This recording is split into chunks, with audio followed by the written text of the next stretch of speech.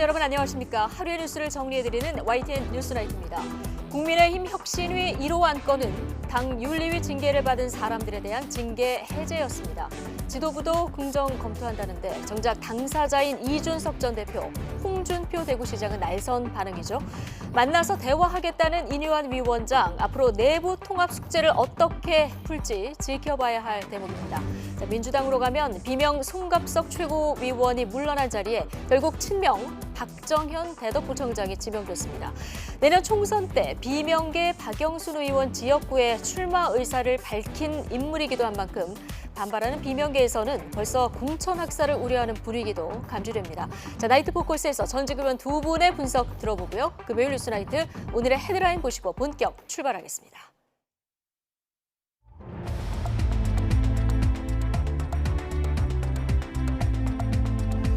(10월 27일) 금요일 뉴스나이트 주요 뉴스입니다. 훈련을 마치고 복귀하던 현역 군인이 갑자기 장갑차에서 내려 흉기를 휘두르다가 체포됐습니다.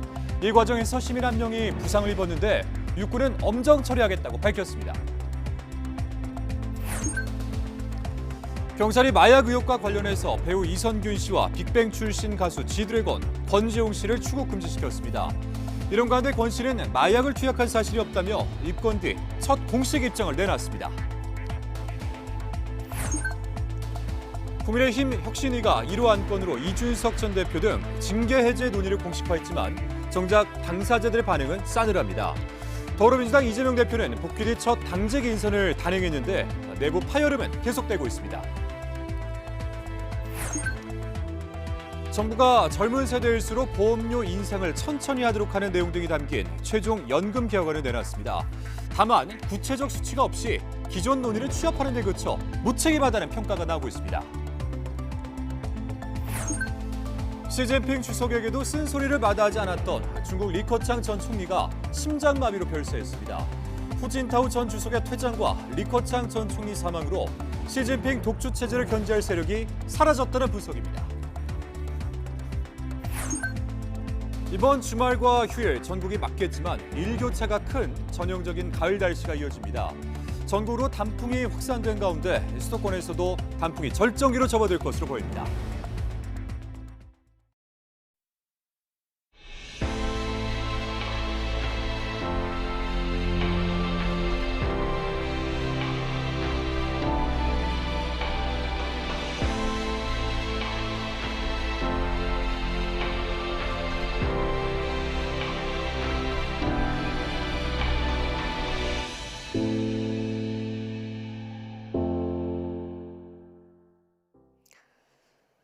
네, 오늘 31일 헬로윈 데이를 앞두고 이번 주말 이태원과 홍대 등 서울 곳곳에서 헬로윈 행사가 열립니다. 정부는 지난해 헬로윈 데이 참사가 반복되지 않도록 오늘부터 헬로윈 데이까지 집중적으로 인파 관리에 나서기로 했습니다. 서울 홍대에 취재기자 나가 있습니다. 연결해 보겠습니다. 윤홍성 기자. 네, 서울 홍대 거리에 나와 있습니다. 네, 금요일 밤 10시가 가까워지는 시간인데요. 홍대 밤거리 인파 지금 어느 정도입니까? 네, 아직은 평소와 크게 차이를 느낄 만큼 많은 인파가 몰리지 않고 있습니다. 보시다시피 걷기에도 큰 무리가 없는 상황인데요. 보통 헬로윈데이를 앞둔 주말마다 이곳 홍대에는 갖가지 분장을 한 사람들이 모이고 거리와 점포마다 크고 작은 행사가 열리면서 마치 축제장 분위기를 연출했는데요. 지금은 헬로윈데이 분장을 한 사람들도 거의 드물고 관련 장식들도 쉽게 찾을 수 없습니다. 평소와 다른 점은 경찰이 거리 곳곳을 다니며 인파를 관리하고 있다는 것입니다. 경찰의 이번 헬로윈데이 기간 종합대책의 중점은 인파 관리입니다. 지난해 이태원에서 많은 시민들이 일시에 좁은 골목에 몰려들면서 참사가 발생했던 만큼 사전에 대비하겠다는 건데요. 먼저 고밀집 위험 골목길을 중점 관리하고 경계 강화 비상 근무 체제를 실시합니다. 실제 병목 지역마다 구급차 등 비상 통로를 확보했고 보행이 원활하도록 골목 중간에 펜스도 설치했습니다. 이곳 홍대는 물론 이태원과 명동, 그리고 대구 동성로 등 4곳이 중점 관리 대상입니다. 많은 인파가 몰릴 경우 지하철 무정차 통과를 요청하고 재난안전 통신망을 활용하는 등 유관 기관과도 적극적으로 협조하겠다고 밝혔습니다. 급증할 수 있는 112 신고에 대응하기 위해 근무 인원을 늘리고 일선서 상황 관리관도 경정급으로 격상했습니다. 경찰은 인파 관리뿐 아니라 흉기 범죄와 마약류 범죄를 예방하기 위해 가시적인 형사 활동도 강화한다고 밝혔는데요. 특히 장비와 복장을 갖추고 현장에 대기하는 온콜 부대도 적극 활용할 계획입니다. 경찰뿐 아니라 소방에서도 홍대 등 사람이 몰리는 곳에 현장 지휘소를 차리고 인력을 배치했습니다. 또 지자체별로도 현장에 상황실을 차리거나 공무원들을 안전요원으로 배치하는 등 만일의 상황에 대비하고 있습니다. 지금까지 서울 홍대 거리에서 YTN 윤웅성입니다. 이태원 참사 희생자의 유가족이 조의금 전액을 고인이 다니던 초등학교와 중학교, 고등학교에 전액 기부하기로 했습니다. 유족은 평소 남을 배려하던 고인의 뜻에 따라 기부금이 어려운 학생들의 발전을 위해서 쓰이길 바란다고 밝혔습니다. 직접 들어보시겠습니다. 저희 아들은 정말 착실하게 살았습니다. 늘 부족한 데 찾아다니고 남을 배려하면서 이런 친구 만나러 갔다 올게 하고시 마지막이었습니다. 그게 정말 대한민국에서 이러한 일이 일어나서는 안 되겠죠. 저희 아픈 마음도 조금이나마 이렇게 쓰다듬고 어루만져 주시면 감사하겠습니다. 저희도 마음 추스리며 열심히 살겠습니다. 유가족 측의 거듭된 요청에도 대통령실은 윤석열 대통령이 오는 29일 열리는 이태원 참사 추모대회에 참석하기 어렵다는 뜻을 유지했습니다. 정치 집회라는 본질이 바뀌지 않았다는 이유인데 야당은 윤 대통령이 참석해서 직접 사과해야 한다고 촉구했고 여당은 정쟁화를 자제하라고 비판했습니다. 강희경 기자입니다. 오는 29일 열리는 이태원 참사 1주기 시민추모대회가 정치권 공방으로 번졌습니다. 야당이 공동 주최자의 이름을 올리면서 윤석열 대통령이 추모대회 불참을 결정한 게 발단이 됐습니다. 유가족 측은 야당 참여 없이 유가족과 시민대책회의가 주최하는 것으로 조율됐다며 윤 대통령을 거듭 초청했습니다. 유가족들한테 굉장히 모욕감을 주는 거고 정중하게 대통령을 초청했던 이유는 1년 동안 단 한 번도 유가족들에게 어떤 메시지도 주지 않았기 때문에. 그러나 대통령실 입장엔 변함이 없습니다. 오랜 기간 야당이 함께 준비한 것인 만큼 정치 집회라는 본질이 그대로여서 참석이 여전히 어렵다는 겁니다. 야당은 곧바로 반발했습니다. 더불어민주당 이재명 대표는 대통령이 참석한다면 정치 집회라고 볼 수 없다며 국민의 생명과 안전을 지키지 못한 데 대해 대통령이 직접 사과해야 한다고 촉구했습니다. 국민의 생명과 안전을 지키는 것이 국가의 책임이고 대통령이 해야 될 가장 중요한 일입니다. 하지 못했습니다. 사과해야 합니다. 여당인 국민의힘은 국민의 안전을 지키는 국가의 책임이 무한하다면서도 이태원 참사가 정쟁화하는 걸 경계하고 나섰습니다. 갈등과 분란의 씨앗이 되어 국민을 갈라치기보다는 국민의 생명과 안전을 지켜야 할 국회 본연의 역할을 다하는데 적극 동참해 주시기를 촉구드립니다. 인효한 혁신위원장 등이 추모대회에 참석할 계획이긴 하지만 당 차원이 아닌 개인 자격이라고 선을 긋는 모습입니다. 대통령실은 추모 행사로 자칫 정권 비판론이 커지지는 않을지 조심스러워하는 분위기입니다. 다만 메시지를 내지 않는 건 변화를 강조한 윤 대통령 입장과도 맞지 않는 만큼 대통령이 직접 메시지를 낼지, 낸다면 어떤 방식일지를 두고 막판 고심이 이어질 것으로 보입니다. YTN 강희경입니다. 국민의힘 인효한 혁신위원회가 공식 출범 하루 만에 첫 회의를 열고 당내 화합을 위한 대사면을 1호 안건으로 논의하겠다고 밝혔습니다. 민주당 이재명 대표는 당무 복귀 뒤 첫 인선을 단행하며 지도부 공색을 채웠는데 양당 모두 통합을 과제로 내세웠지만 내부 파열음은 계속되고 있는 상황입니다. 나혜인 기자입니다. 한자리에 모인 국민의힘 혁신위원 13명은 하나같이 성찰과 변화를 강조했습니다. 보궐선거 참패를 거울 삼아 반성문을 쓰고 국민 눈높이에 맞는 민생 정치를 해야 다음 총선에서 이길 수 있다고 입을 모았습니다. 희생과 통합과 다양성, 국민의 목소리를 듣고 확실히 그것이 반영이 되도록 하는 게 혁신이라고 생각합니다. 다만 가장 시급한 당면 과제로는 당내 대통합을 꼽았습니다. 구체적인 실천 방안으로 이준석 전 대표와 홍준표 대구시장 등 당 지도부와 각을 세워온 당원들의 징계 해제를 혁신위 1호 안건으로 논의하겠다고 밝혔습니다. 이준석 대표뿐만 아니라 가령 홍준표 시장 같은 경우도 지금 걸려 있는 걸로 알고 있고요. 두루두루 당내 대화합과 탕평을 위한 어떤 대사면 논의, 이게 아마 1호 안건이 될 것 같습니다.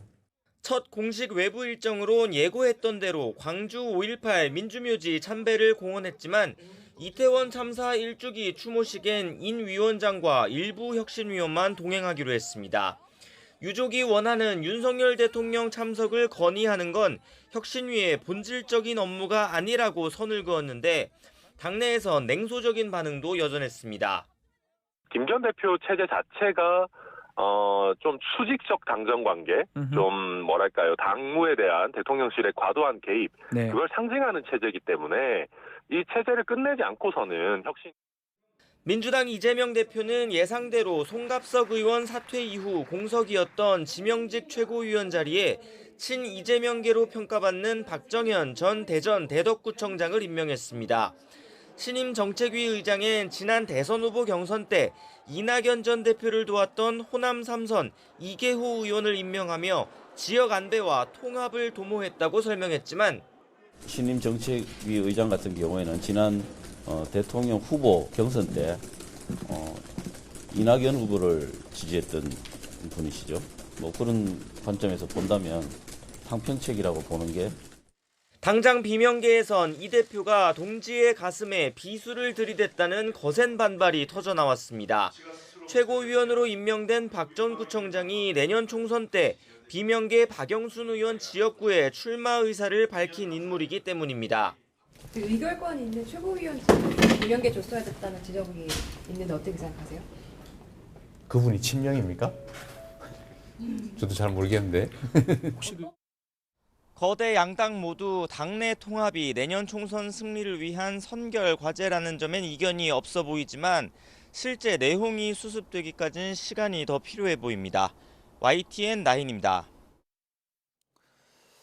국민연금 개혁안을 준비해왔던 정부가 오늘 최종 정부안을 내놨습니다. 보험료율을 올리되 세대별로 차등 적용하자고 제안했지만 구체적인 수치는 제시하지 않았는데요. 그동안 논의된 내용을 단순 취합하는 데 그쳐서 무책임하다 이런 비판이 나오고 있습니다. 김혜영 기자가 보도합니다. 보건복지부가 1년 넘도록 고민한 끝에 내놓은 개혁안에는 구체적인 대안 없이 방향성만 담겼습니다. 우선 가장 관심인 보험료율, 즉 가입자가 내는 돈은 올리는 게 불가피하다면서도 구체적인 인상폭은 공론화가 필요하다며 발을 뺐습니다. 그러면서 세대별로 형평성을 고려해 보험료율 인상 속도를 달리하자고 제안했습니다. 나이가 많을수록 인상폭이 크고 젊은 세대일수록 더 적게 하자는 건데 역시 구체적인 수치는 제시하지 않았습니다. 가입자가 받는 돈을 의미하는 소득 대체율을 인상할지에 대해서는 의견이 다양한 만큼 공론화 과정을 거쳐야 한다며 역시 피해갔습니다. 앞서 정부 산하 전문위원회인 재정계산위원회는 현재 9%인 보험료율을 12%, 15%, 18%로 올리는 세 가지 안과 현재 40%인 소득대체율을 45%, 50%로 올렸을 때를 가정한 24가지 시나리오를 제시했습니다. 정부는 이 24개 시나리오와 국민 의견을 단순히 백화점식으로 나열하는 역할만 자처했습니다. 전문가, 경영계와 노동계, 세대별 의견이 다양한 만큼 특정안을 제시하기보다 공론화 과정을 통해 폭넓은 논의가 이루어지는 것이 바람직하다고 판단하였습니다.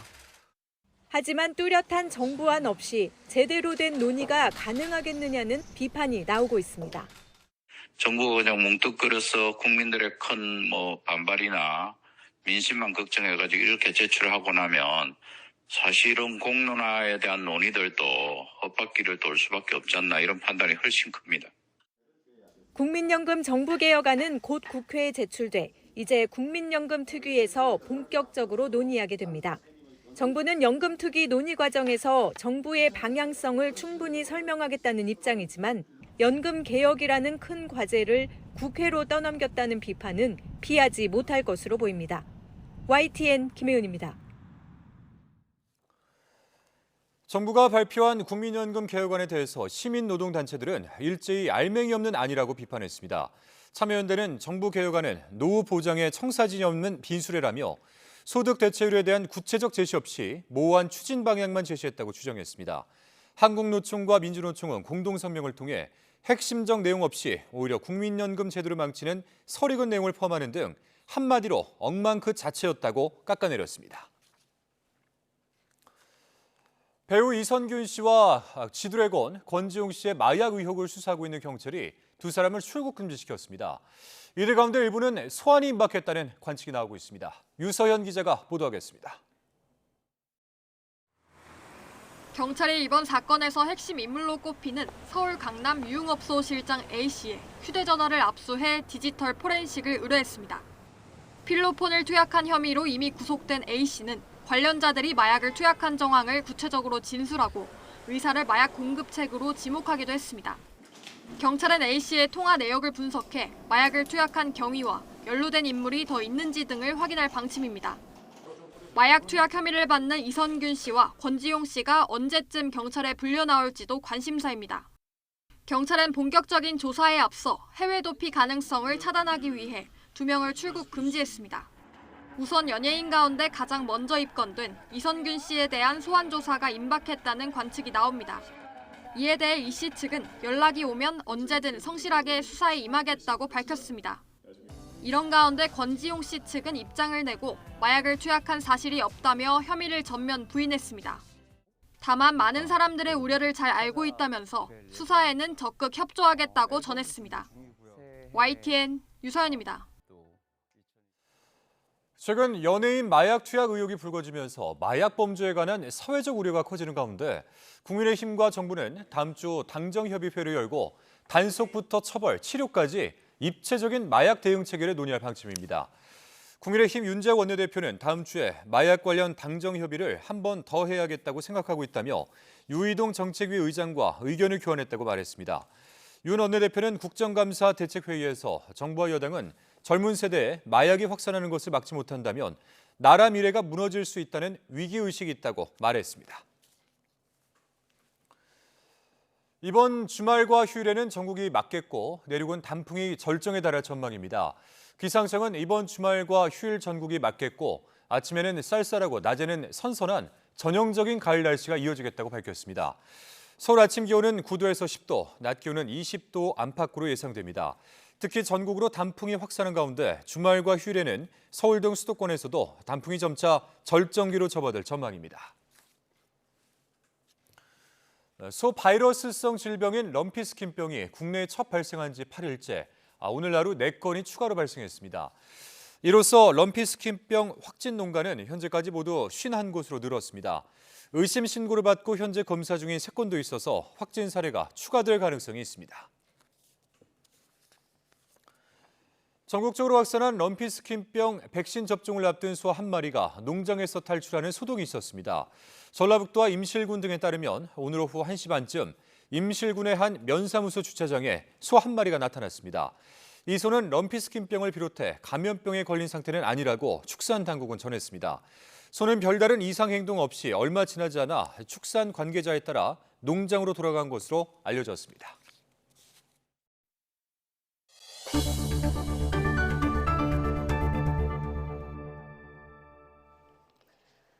경기도 파주에서 훈련을 마치고 복귀하던 현역 군인이 시민들에게 흉기를 휘둘렀습니다. 다짜고짜 차량을 막아선 뒤 차 키를 내놓으라고 위협하다가 현행범으로 체포됐습니다. 임혜진 기자입니다. 군용 장갑차가 일렬로 지나가는 도로. 남성 한 명이 승용차 운전석 쪽으로 다가가 문을 열려고 하더니 차량이 움직이자 빠른 걸음으로 쫓아갑니다. 아예 달리는 승용차에 매달리기까지 합니다. 그리고는 얼마 지나지 않아 군과 경찰이 출동하면서 상황은 종료됐습니다. 붙잡힌 이 남성은 육군 기갑부대 소속 현역 군인인 20대 A상병입니다. 아침 훈련을 마치고 부대로 복귀하던 길에 돌연 군용 차량에서 뛰어내린 A상병은 차 키를 내놓으라며 운전자들을 협박했습니다. 이 과정에서 군용 대검을 휘둘러 차에 타고 있던 시민이 손을 다쳤습니다. 또 달려드는 A상병을 피하려다 차끼리 부딪히는 등 도로는 아수라장이 됐습니다. 순기난동을 벌이던 A상병은 군과 경찰에 의해 10여 분 만에 이곳에서 제압됐습니다. 그 군인은 여기 바닥에 들어 누워 있고 한 20분 동안 들어 있고 군인들이 설득을 해도 일어나지도 않고 그러고 있더라고요. A상병은 총기를 갖고 있지는 않았던 것으로 파악됐습니다. 민간 경찰에서 군사 경찰로 임계되며 취재진 앞에 모습을 드러낸 A상병은 계획 범죄인지 군에서 가혹행위가 있었는지 등의 질문에 아무런 답을 하지 않았습니다. 육군 측은 훈련 도중 이런 일이 일어난 것에 대해 안타깝게 생각한다며 조사 결과가 나오는 대로 엄정히 처리하겠다고 밝혔습니다. YTN 임혜진입니다. 제주에서 조업 중인 어선이 갑자기 뒤집히는 사고가 났습니다. 이 사고로 선장이 숨졌고 선원 7명은 구조됐습니다. 고재영 기자의 보도입니다. 뒤집힌 배 위에 선원들이 위태롭게 서 있습니다. 해경 헬기가 한 명 한 명씩 구조합니다. 제주 추자도 부근 해상에서 목포 선적 24톤급 어선 A호가 사고를 당한 것은 낮 2시 반쯤. 지나가던 여객선이 뒤집힌 어선을 발견하고 해경에 신고했습니다. 주변에 어선이 전복되어 있다는 방송을 들었고 밖에 보니까 뒤집힌 선박 위에서 7명의 선원 정도가 구조를 요청하는 모습을 보았습니다. 사고 당시 A호에는 8명이 타고 있었습니다. 선장 65살 A씨가 조타실에서 심정지 상태로 발견돼 심폐소생술을 받으며 이송됐지만 숨졌습니다. 나머지 선원 7명은 해경에 구조됐는데 저체온증과 어깨 부상 등으로 병원으로 옮겨져 치료받고 있습니다. 선원들은 정오쯤 그물을 올리던 중에 배가 갑자기 뒤집혔다고 말합니다. 고기를 이제 바닥에다 털었는데 그게 마지막 털었는데 이제 배가 파도도 치고 하니까 한쪽으로 쏠리기 시작하는 거예요. 모든 물건들이 자꾸 한쪽으로 밀려 내려가니까. 당시 사고 해역에는 바람이 초속 10m 안팎으로 강하게 불고 파도도 3m로 높게 일었습니다. 해경은 조만간 어선을 예인하고 사고 원인도 조사할 예정입니다. 전복된 어선은 선주가 애인에서 목포로 가서 조치할 예정이고 사고 원인에 대해서는 선원들을 상대로 조사할 예정입니다. 가을철은 어선 사고가 가장 자주 발생하는 계절인 만큼 어민들의 주의가 필요합니다. YTN 고지영입니다. 자신이 담임을 맡은 학급 학생들을 강제추행한 30대 초등학교 교사가 구속됐습니다. 피해 학생 측은 해당 교사가 뮤직비디오를 보여주겠다면서 유인했다고 주장했는데 법원에 출석한 교사는 죄송하다는 말을 남겼습니다. 안동준 기자의 보도입니다. 초등학생들을 강제 추행한 혐의로 학교에서 긴급 체포된 30대 교사 A씨. 검은 모자를 눌러 쓴 채 구속 전 피의자 신문을 받기 위해 경찰 손에 이끌려 법원에 출석했습니다. 강제 추행 혐의 인정하십니까? 왜 그랬나요? 저는 학급이다. 법원은 구속 필요성이 있다고 보고 A씨에 대한 구속영장을 발부했습니다. 피해자들은 모두 A씨가 담임으로 있는 학급 학생들로 현재까지 여학생 11명 가운데 8명이 피해를 호소했습니다. 피해자 측은 A씨가 뮤직비디오를 보여주겠다며 학생들을 유인했고 주로 방과 후나 체육 시간에 다른 학생들의 눈을 피해 범행을 저질렀다고 주장했습니다. 2년 전 해당 학교에 발령받은 A씨는 지난해에도 다른 학급에서 담임을 지냈습니다. A씨는 범행 사실을 대부분 인정한 가운데 이전에도 다른 학생들을 추행한 적 있느냐는 질문에는 답을 피했습니다. 혹시나 학교에서도 또 범행한 사실이 있습니까? 죄송합니다. 그러나 경기도교육청은 피해자들이 어린 학생이라 피해 사실을 쉽게 털어놓기 어려울 수 있다고 보고 A씨가 지난해와 올해 담임을 맡았던 학급 학생을 상대로 전수조사에 나섰습니다. 경찰은 피해를 입은 학생이 더 있는지 등을 조사한 뒤 A씨를 검찰에 넘길 방침입니다. YTN 안동준입니다. 네, 은행권 대출 평균 금리가 석 달 만에 상승세로 돌아섰습니다. 주택담보대출 금리도 4개월 연속 오름세를 이어가고 있는데 가계 빚 부담 우려도 커지고 있습니다. 엄윤주 기자입니다. 기준금리가 연 3.5%로 10달째 묶여 있지만 대출금리는 석 달 만에 다시 상승세로 돌아섰습니다.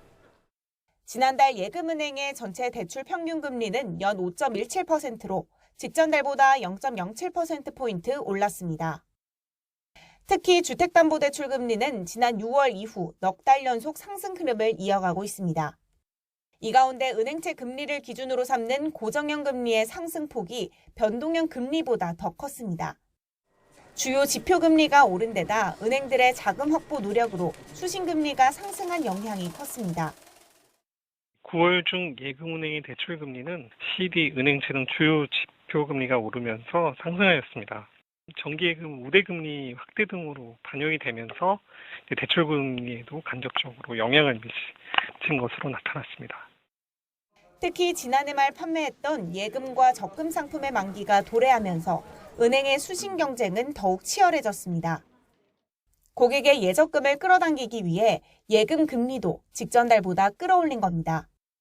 저축성 수신 평균은 연 3.81%로 지난 1월 이후 최고 수준입니다. 미국 채권 시장에서의 금리 상승 그리고 우리나라의 인플레이션 관련된 추가적인 금리 상승 압력이 존재하고 있는 상황이어서 예적금을 포함해서 대출 금리 역시 상승할 압력을 받고 있는 것으로. 이처럼 대출금리보다 예금금리가 더 오르면서 예대금리 차는 8월보다 0.09%포인트 축소된 1.36%로 한 달 만에 내림세로 전환됐습니다. YTN 엄윤주입니다.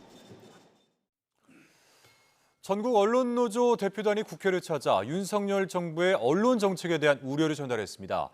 여당 지도부에는 방송 3법의 조속한 처리와 YTN 공기업 지분 매각과 관련한 국정조사 협조를 촉구하는 서한을 전달했고 야당과는 간담회를 열었습니다. 손유정 기자입니다. 언론 노조위원장과 YTN, KBS와 MBC 등 노조 대표자들이 국민의힘 김기현 대표의 국회 사무실을 찾았습니다. 윤석열 정부의 언론 탄압에 대한 우려를 전달하겠다며 김 대표 면담을 요청했지만 대표실 문턱을 넘지는 못했습니다. 언론노조에서 하는데요. 못 만나시면 못 만나는 이유가 있어요. 노조는 여당이 1년 넘도록 면담 요청을 묵살해왔다며 대신 요구사항을 담은 서한을 전했습니다. 공영방송 지배 구조를 개편하는 방송 3법의 본회의 처리와 함께 YTN 지분 매각 과정의 의혹을 규명하기 위한 국정조사 협조도 촉구했습니다. 계시는데 비서들이 맡고 있고요. 변화와 반성은 언론 장악 중단에서부터 시작하시길 바라고 방송법 처리에 협조하시고 YTN 불법 매각과 관련한 진상규명. 곧이어 언론노조는 민주당 지도부와 간담회를 열고 언론인에 대한 이딴 압수수색을 규탄하고 방송의 독립성과 공정성을 확보할 방안을 논의했습니다. 민주당은 다음 달 9일 본회의에서 방송 3법을 반드시 처리하겠다고 강조했습니다. 소수 야당 그리고 무소속 의원까지 함께 다수가 통과시킬 이 방송 3법에 대해서 거부권을 행사하지 않았으면 좋겠습니다. 수정 제안을 한다면 아직까지 열려 있습니다. 앞서 국민의힘이 방송 3법의 본회의 직회부 과정을 문제 삼으며 헌법재판소에 제기한 권한쟁의 심판 청구도 기각된 상황. 하지만 여당은 사회적 합의가 이뤄지지 않았다며 방송 3법이 본회의 안건으로 상정되면 무제한 토론, 필리버스터로 맞불을 놓겠다는 방침입니다. 저희들은 필리버스터를 할 수밖에 없고 또 이 법의 문제점을 국민들께 알릴 수밖에 없습니다. 방송법도 마찬가지입니다. 민주당이 방송 3법의 강행 처리를 예고한 가운데 KBS 사장 후보자 인사청문회 등도 이어지는 만큼 언론 장악 공방을 둘러싼 여야 갈등의 골은 더 깊어질 전망입니다. YTN 손유정입니다. 국제원자력기구 IAEA가 후쿠시마 젤원전 오염수 해양 방류 이후 첫 검증 작업을 마무리했습니다.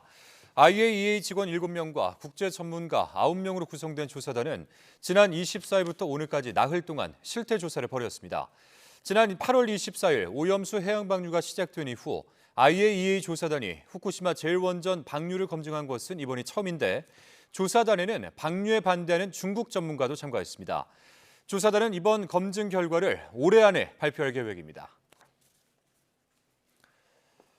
대규모 지상전 태세를 갖춘 이스라엘이 이틀 연속 가자 지구에 대한 심야 기습 작전을 펼쳤습니다. 이번에는 전투기와 무인기까지 동원했는데 앞으로 수일 동안 가자 지구에 제한적 기습을 계속할 것이라고 밝혔습니다. 최영주 기자입니다. 어두운 밤 탱크를 동원한 지상군이 가자 지구로 침투합니다. 이스라엘군이 이틀 연속 심야 기습 작전을 펼친 겁니다. 이번에는 전투기와 무인 드론까지 동원해 가자 지구 중심에서 하마스 거점인 표적 수십 개의 공습을 가했습니다. 이스라엘은 앞으로 며칠간 제한적 지상 기습을 지속할 것이라며 더 강도 높은 작전을 예고했습니다. הכוחות חיסלו מחבלים והרסו תשתיות טרור של חמאס בשטח הרצועה. הפשיטה היא חלק מההיערכות שלנו לשלבי המלחמה הבאים. 이 같은 심야 기습 작전은 전면전에 대비해 하마스의 전투 능력과 저항 정도를 시험하기 위해서란 분석입니다. 이스라엘군은 또 하마스의 지휘 체계를 마비시키기 위해 고위급 사살 작전도 함께 펼치고 있습니다. 최근엔 정보기관 신베트와 협력해 하마스 고위 지휘관 5명을 살해했는데 하마스 정보당국 2인자인 샤디 바루드도 포함됐습니다. 이와 함께 가자 지구에 대한 무차별 공습도 강화하고 있습니다. 개전 이후 3주 동안 가자 지구 내 표적 7,000개 이상의 공습을 가하면서 민간인 피해는 점점 늘고 있습니다. هذا البيت من 4 طوابق. في ناس طبعا نازحين فيه واحنا نايمين وامنين وما في عندنا اي شيء. فجأة له صار الانفجار. 하마스는 이스라엘의 공습으로 억류하고 있는 이스라엘 인질 50명이 숨졌다고 주장했지만 근거는 밝히지 않았습니다. 전면 지상전에 나설 채비를 마친 이스라엘이 사실상 지상군 투입 결정만을 남겨놓은 가운데 작전 실패 시 책임 때문에 네타냐후 총리가 머뭇대는 것이란 관측도 나옵니다. YTN 최영주입니다. 팔레스타인 무장정파 하마스가 휴전이 합의되기 전까지는 인질 석방은 불가능하다는 입장을 밝혔습니다. 러시아를 방문한 하마스 대표단의 아부 하미드는 러시아 일간 코메르산트 인터뷰에서 이같이 밝혔습니다. 하미드는 휴전이 선결 조건이라는 점을 강조하면서 이스라엘 폭격으로 지금까지 인질 50명이 사망했다고 주장했습니다. 이스라엘군은 팔레스타인 무장정파 하마스가 지난 7일 기습 공격을 할 때 북한과 이란산 무기를 사용했다고 밝혔습니다. 익명을 요구한 이스라엘군 관리는 하마스가 사용한 무기의 10%가 이란산 무기고 10%는 북한산 무기며 나머지는 가자지구 안에서 만들어진 것이라고 말했습니다. 지난 10년 동안 중국 경제를 책임지며 쓴소리를 아끼지 않았던 이인자 리커창 전 총리가 숨졌습니다. 중국 당국은 갑작스러운 심장마비였다고 발표했습니다. 베이징에서 강정규 특파원입니다.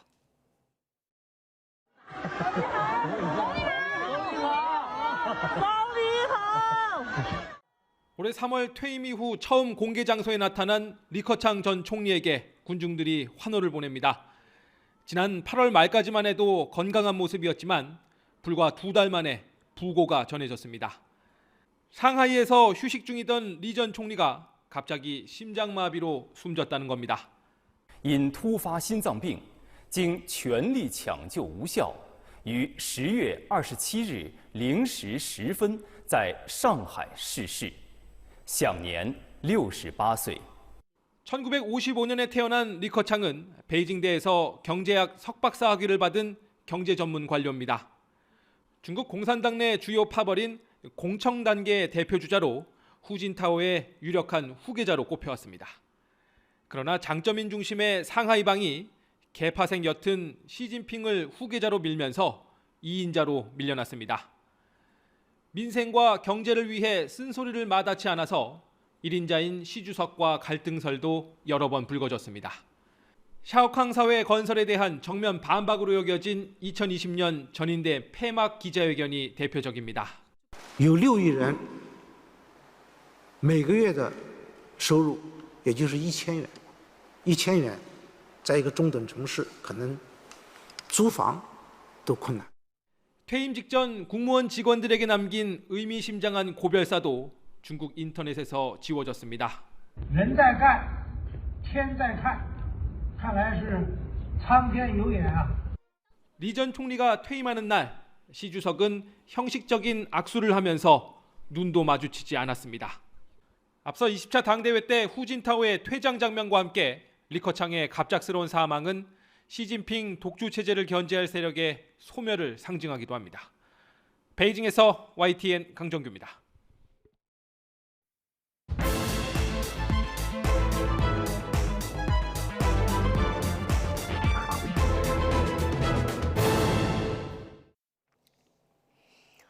오늘의 정치권 관심 뉴스들 진단해보는 나이트 포커스 정호김, 김영주 전직 의원 두 분 모셨습니다. 어서 오십시오. 네, 안녕하세요. 예, 자, 국민의힘 이뇨한 혁신위의 1호 안건이 나왔습니다. 당 주요 인사들에 대한 윤리위 차원의 징계에 대해서 해제를 건의하기로 했는데요. 김경진 혁신위원 브리핑 먼저 듣고 오시겠습니다. 당내 화합을 위한 대사면 이거를 1호 안건으로 삼자라는 의견이 위원들 사이에 대체적인 대부분의 의견이어서 형사범죄에 연루돼서 기소가 됐다든지 이런 것들은 이제 논의 대상에서 제외가 될 거고요. 그렇지 않은 어떤 사안들에 대해서 아마 안건으로 논의가 시작이 될 것 같습니다. 이준석 대표뿐만 아니라 가령 홍준표 시장 같은 경우도 지금 걸려 있는 걸로 알고 있고요. 그다음에 김재원 전 최고 같은 경우도 걸려 있는 걸로 알고 있고요. 그다음에 태영호 전 최고 같은 것도 지금 걸려 있는 상황들이어서. 네, 자, 당내 징계자들의 대사면 내부 통합하자 이런 메시지를 먼저 던진 것 같은데 혁신위의 1호 안건입니다. 어떻게 평가하십니까? 오늘 이뇨한 위원장이 모 방송의 방송 인터뷰를 처음 한 것 같아요. 그래서 제가 대충 보고 왔는데 그 본인이 앞으로 혁신위를 어떻게 운영할 것인가에 대한 나름대로의 비전이 제시됐다고 생각하고요. 그런 마음으로만 파악하자면 시작이 반이다. 그리고 첫 술에 배부르랴. 그러니까 앞으로 좀 지켜봐 주세요라는 입장일 것 같아요. 그런데 지금 그 오히려 받아들이는 가장 이제 그 대사면의 그 대상 중에 관심이 되는 인물이 바로 이준석 전 대표인데 이준석 전 대표는 상당히 이 대사면에 대해서 맞듣지 않아 합니다. 그러면서 순서가 틀렸다. 네. 오히려 지금 무엇 때문에 이런 문제에 봉착하게 되었는지에 대한 요인 분석이 우선이 아니냐, 좀 이런 입장이거든요. 그런데 지금 그 이뇨한 위원장이 정말 그 층층시야 할 일이 굉장히 많은데 전체적으로 지금 보냐면은 그 대통령 내지는 대통령실의 문제라든지 당대표와 관련한 문제에 대해서는 거의 지금 노터치, 언터처블로 갈 가능성도 있다라는 우려가 아마 있는 것 같고요. 그리고 사면이라는 표현이 자 이제 너희들을 용서하겠노라 이런 거잖아요. 근데 그 용서를 받아들이지 못하는 두 인물이 있으니 바로 이준석 전 대표와 홍준표 시장입니다. 그러니까 대사면 너희네나 해라 하는 것이 홍준표 시장의 입장이고 이준석 전 대표는 지금 반대한다 이렇게 나오고 있지만 제가 볼 때 그 이뇨한 위원장으로서는 지금 열심히 하고자 하는 노력의 한 단면을 지금 보여줬다라고 생각하고 싶어요. 네, 시작이 반이다. 노력을 보여줬다. 그러나 이준석 대표 지금 말씀하신 대로 그동안의 무리한 과정들에 대해서 반성문 먼저 써라. 이런 입장이 당장 나왔거든요. 이준석 전 대표의 지금 마음은 어떤 마음일까요? 뭐 사실은 뭐 정확한 얘기죠. 임 위원장 입장에서는 듣기 곤란한 얘기지만 어쨌든 당이 그동안에 여러 가지 어떤 선거에서 패배의 핵심적인 요인 중에 하나는 어쨌든 대통령실의 오판, 김태우만 하더라도 사면에서부터 바로 그런 시그널을 통해서 후보가 되면서 당의 패배를 안겨주었고 이제 그런 부분에 대해서는 전혀 얘기하지 못하고 또 천하람 위원장이 얘기했듯이 말하자면 현재 당대표가 갖고 있는 부분에 대해서는 전혀 얘기하지 않으면서 그것과 관련된 어떤 그 사람들에 대해서 페널티를 당한 사람들에게서 방면해 준다는 거 그 자체가 사실은 혁신위가 할 일은 아니다. 이렇게 송곳 같은 얘기를 한 겁니다. 이제 그런 면이고 실제로 또 하나는 이제 그 말 속에는 한편으로 보면 이준석 대표는 내가 혁신위의 거론 대상이 되는 게 기분 나쁘다. 그런 부분이죠. 제가 얘기하는 것은 대통령이 잘하라는 뜻이고 김기현 대표가 잘하는 것이고 그런 것을 잘 못하면 나는 떠날 수도 있다 이런 시그널을 하는 건데 뭐 혁신위원장이 또 혁신이 했다고 나 그 말하자면 방면해 준다는 거 가지고 떡 하나 주는 거 가지고 좋아하라 할 내가 아니다. 이제 그런 부분이 있는 것이고 또 그런 의미에서 이제 아마 이준석 전 대표와 유승민 의원의 신당설이 더욱더 이제 모락모락 피어오르지 않을까 그렇게 모락모락 보여집니다. 피어오를 것 같다. 예. 혁신위가 뭐 집권 여당 또 대통령이 변해야 된다 이런 메시지를 전해야 된다 이렇게 생각하고 있는 상황에서 지금 이런 게 나왔다는 진단이신데 또 거꾸로 생각하면은 지금 이준석 전 대표가 대통령하고 굉장히 껄끄럽잖아요. 그럼 혁신위가 이 사람들의 지금 징계받은 걸 풀어주자 이렇게 얘기를 했다는 건 대통령도 좀 변화라는 어떤 이런 메시지를 해석할 부분은 없을까요? 다시 또 인터뷰 예. 내용을 보니까 이뇨한 위원장이 어떤 얘기를 하느냐면요. 대통령이 외교는 잘했는데 국내 정치는 좀 문제가 있다라는 얘기를 하더라고요. 이게 상당히 완곡한 어법이지만 지금까지 당내에서 그런 말조차 한 사람이 한 사람도 제 기억이 안 나요. 매끄럽지 못했다. 네, 매끄럽지 예. 못했다라고 표현을 했죠. 네. 이러한 그 첫 일성으로 볼 때 이뇨한 위원장은 자기 할 말은 할 거라고 저는 조심스럽지만 지금 생각을 하게 되고요. 네. 그리고 사실 지금 그 처음에 인선을 할 때 자기 나름대로는 그 천하람 순천위원장이라든지 윤희숙 전 의원 같은 사람한테 적극적으로 같이 동참해서 혁신위를 같이 하자라는 제안을 했다라는 거 아닙니까? 근데 그 두 사람이 이제 완곡하게 거절한 것으로 지금 알려져 있고요. 그러다 보니까는 이뇨한 위원장으로서 상당히 이제 외로운 고군분투가 될 수도 있어요. 물론 이제 지금 같이 인선된 젊은 위원들 있잖아요. 우리에게 다소 알려지지 않은 그 사람들이 또 어떤 활약을 할지 또 이제 한번 지켜봐야 될 부분이고요. 그런데 이런 관점에서 볼 때는 결국은 윤리위를 통해서 그렇게 이제 징계를 했잖아요. 양두구육이라든지 뭐 또 성비위 문제를 이제 제기하면서. 그런데 이것을 대사면이라는 표현을 썼지만 통합의 첫 발자국이라고 자기는 생각을 하는 것이고요. 이거는 어떻게 보면은 이제 대통령도 변해야 된다라는 메시지를 암묵적으로 준다고 저는 생각을 해요. 물론 암묵적으로 이제 주는 거다. 그 예. 혁신위의 제3면 제안에 대해서 김기현 대표가 굉장히 적극적으로 지금 수용할 태세다 뭐 이런 얘기를 네. 하는 거 봐서는 또 그거를 다르게 해석하는 사람들도 있겠으나 아까도 말씀드렸듯이 지금 첫 시작 아닙니까? 예. 앞으로 아마 이뇨한 위원장이 목소리가 더 크고 분명하고 더 전국을 예. 그 찌르는 목소리가 돼야 되는 것은 이제 숙제로 남아 있죠. 예. 오늘 이준석 전 대표 반응으로 봐서 앞서 김영주 전 의원께서 이준석, 유승민 신당 창당설이 조금 더 모락모락 피어날 것 같다 이렇게 진단을 하셨는데 이준석 전 대표 지금 마음속에는 자, 첫 번째 국민의힘 후보로 노원병에서 공천을 받는다 이거 하고요. 그러니까 독자 노선을 걷는다. 둘 중에서 어느 쪽에 지금 가까운 거라고 보십니까? 두 개의 그 선택을 가지고 지금 재고 있는 거죠. 그리고 본인의 결정은 12월쯤 할 거예요. 예.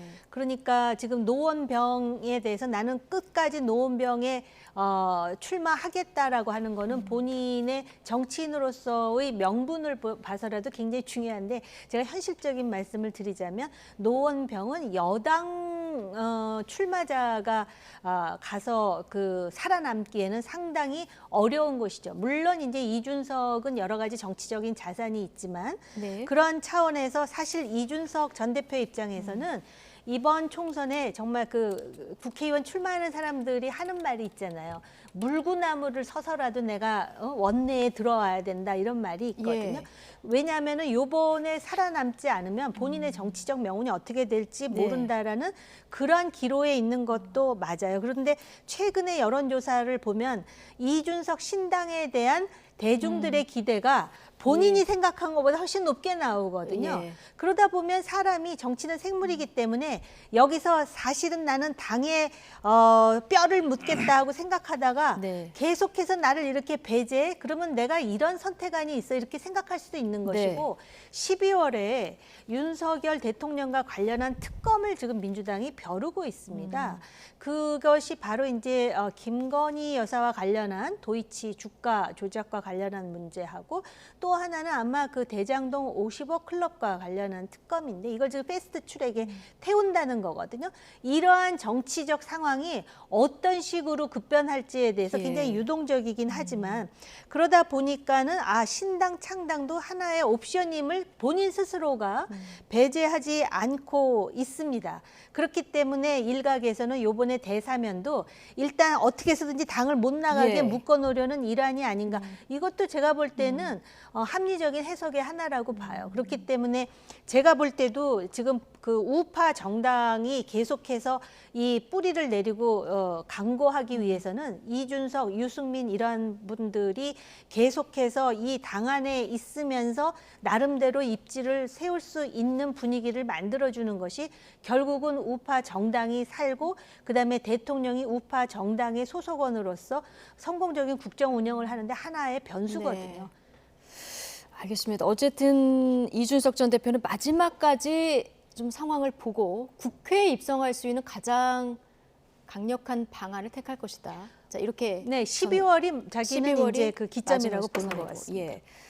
자, 홍준표 대구시장도 장난치지 말라 오늘 이런 반응을 내놨는데 뭐 이준석 전 대표하고 좀 비슷한 입장들을 낼 때가 꽤 많아요. 네, 최근에 둘이서 상당히 그 입을 잘 맞추는 것 같습니다. 네. 그리고 실제로 보면 다른 한편으로 보면 이제 이준석 대표가 요즘 대구를 자주 가는 것 같고 또 그러다 보니까 대구 무소속 출마설 그런 부분이 있고 또 그런 측면에서 본다면 원론적으로 보면 이준석 대표는 당을 떠나고 싶은 마음이 원래는 별로 없어 보인다는 느낌도 있습니다. 보통 이제 자기 지역에서 무소속으로 나와가지고 당선되고 난 다음에 입당하는 경우도 다시 재입당하는 경우도 많이 있어 왔기 때문에 또 홍준표 시장 같은 경우는 입장이 좀 느긋하죠. 실제로 보면 뭐 지금 자기가 선거해야 될 때도 아니고 공천 받을 이유도 없는 상황이고 대구시장으로 계속 계시니까. 그리고 이제 뭐 윤석열 대통령도 시간만 가면 영원한 대통령이 되는 건 아니니까 다음번 대선을 준비하면서 자기의 기본 스탠스를 그대로 유지해가는 것 나쁘지 않다 그렇게 생각을 하는 것 같고요. 그래서 막 그런 의미에서 서로가 서로에게 힘이 되어주는 말하자면 조건부 공생관계가 아닌가 그렇게 보여집니다. 예. 자, 어쨌든 징계자들에 대한 대사면 이거 오신환 위원이 강하게 주장한 것으로 전해졌는데요. 자, 이준석 전 대표의 강한 반발에 대해서 직접 입장을 내놨습니다. 발언 듣고 오시겠습니다. 오늘 저희가 대통합을 위한 대사면을 제안했지만 또 이준석 전 대표의 반응이 안 일단 좋죠. 반성문부터 써라 이거거든요. 이제 그런 어떤 좀 지나는 과정들이 사실은 좀 있을 것 같고요. 삼고초로 수준으로 이준석 전 대표나 유승민 전 의원을 만나려고 시도를 하실 수 있을까요? 시도는 이미 했고요. 제가 그래요? 봐서는 인유한 위원장과 이준석 전 대표 직접 아마 소통을 한 것으로 알고 있고요. 직접 전화도 지금 했다. 말씀하신 단순히 그냥 상징적인 이준석 하나만의 문제가 아니라 우리 당이 그동안 이 다양하게 품을 수 없었던 이 경직된 이 비민주적인 모습들을 어떻게 깨쳐나갈 것인지 이 부분이 더 큰 과제라고 생각합니다. 네. 지금 인유한 위원장이 이준석 그리고 유승민계 사람들을 품기 위해서 좀 부단히 노력을 하는 것 같은데 좀 여의치는 않은 것 같습니다. 앞으로 진정성 있는 조치 어떤 것들을 더 할 수 있습니까? 만약에 그 이준석 전 대표가 정말 마음속으로 창당을 생각하고 있다면 그리고 자기 스스로 분위기가 그렇게 무르익었다고 생각한다면 아무리 그 공을 들여도 나갈 사람은 나가겠죠. 그런데 제가 볼 때 이준석 대표가 지금 거기까지 마음을 먹은 건 아니에요. 근데 지금 분위기가 그 옵션이 더 늘어났다. 이런 판단은 지금 하고 있을 거라고 보고요. 과거 얘기를 드리자면은 이회창 대표 때 박근혜 당시 의원이 개혁을 주장하면서 굉장히 강력한 요구를 했어요. 그랬을 때 이회창 대표가 상당히 많은 요구를 들어주면서 박근혜 의원을 어떤 식으로든 껴안으려고 했으나 탈당한 적이 있었습니다. 네. 그런데 그 나가려고 하는 정치인의 몸값은요, 나가기 직전에 최고가가 되는 거예요. 지금 최고가입니까? 근데 일단 나가잖아요. 예. 그러면은 다시 떨어지는 그런 속성이 있어요. 한국 정치에서. 예. 다시 말씀드리면 우리가 상당히 양당 체제가 이렇게 고착화되어 있기 때문에 지금 이렇게 그냥 가정법적으로 혹시 신당을 하게 되면이라고 물을 때는 많은 사람들이 거기다가 뭐 좋아요라고 네. 할지 모르겠지만 막상 나가서 제3당이 나왔을 때 그 제3당을 적극적으로 지지하는 사람이 몇 퍼센트가 될지에 대해서 장담하기는 이른 시점이라는 것이죠. 그러다 보니까는 이제 12월이라는 기한이 되는 예. 것이고 그때까지 그러면 혁신이 뭘 해야 되나? 지금처럼 뭐 삼고초려라는 표현이 저는 적절하다고는 생각하지 않아요. 예. 그러나 인내심을 가지고 우리 같이 함께 하자라는 모습을 자꾸 보여주는 거는 이준석의 마음을 돌리기 위해서가 아니라 적어도 보수층의 지지자들 그리고 중도에 있는 사람들이 볼 때 국민의힘이 이렇게 혁신을 하면서 굉장히 노력을 하는구나라는 걸 보여줘야 된다는 점에서 그건 필요한 과정이라고 봐요. 알겠습니다. 자, 인유한 혁신위가 어쨌든 내부 통합을 어떻게 풀어나갈지 좀 지켜봐야 될 것 같고요. 자, 어제는 뭐 박정희 전 대통령 추도식 참석을 했고요. 그리고 다음 주 월요일에는 이제 광주를 찾아서 5.18 묘역을 참배한다. 자, 이 공식 일정으로 이렇게 나와 있는데 가깝게는 자, 이태원 참사 일주기가 일요일에 이제 추모 행사가 열리는데 인유한 혁신위원장은 나는 가겠다. 그런데 단 개인 자격으로 간다 이런 단서를 달았거든요. 네. 뭐 개인적으로 가든 어쨌든 이렇게 가는 것은 저는 의미가 있다고 네. 봅니다. 그런데 실제로 보면 이제 당에서 그와 같은 부분에 대해서 대통령부터 항구하고 있다면 상당히 이제 인유한 위원장이 여러 가지 어떤 뭐 험한 그런 대우를 받을 수도 있는 것이고 거칠한 언사를 받을 수 있지만 어쨌든 그런 과정을 통해서 자기의 리더십을 세워가는 과정이 아닌가 생각이 들고요. 근데 어쨌든 기본적으로 저는 대통령실의 반응에 대해서 저는 적절하다고 말하기 어려워요. 그러니까 정치적인 행사이기 때문에 말하자면 갈 수 없다라고 한다라고 하는 것은 왜 그 과정에 그 유족들이 이 정치적인 사람으로 표변했는가에 대한 반성부터 필요하다고 봅니다. 단순히 가는 것이 중요한 것이 아니라 우리 한국 사회에서 저렇게 100몇 명의 죽음이 있은 데 대해서 우리 국가가 어떤 누구도 책임지지 않는 것에 대하여 어떤 입장인가에 대한 진정한 어떤 그 대통령실과 또 정부 여당의 반성과 고려 어떤 내용을 가지고 가는 것이 중요한 것이지 혼자서 이렇게 돌아다닌다고 그게 중요한 건 아닙니다. 다만 아까 말씀드린 대로 안 가는 것보다는 낫겠죠.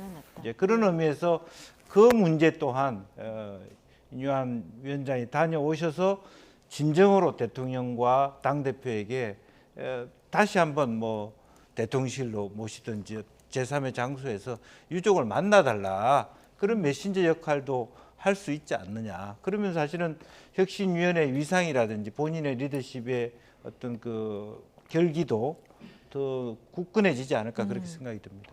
예, 어쨌든 여당에서도 대표하고 원내대표는 안 가는 걸로 지금 전해지고 있고 사무총장하고 뭐 정책위 의장 정도 개인 자격으로 참석하는 것으로 전해지고 있습니다. 죄송합니다. 그런데 지금 앞서 이제 윤석열 대통령실에서는 참석하지 않겠다 이 입장을 아직까지 고수하고 있는 것 같은데요. 대통령 추모제 참석 여부를 두고 정치권에서는 지금 엇갈린 반응이 나오고 있습니다.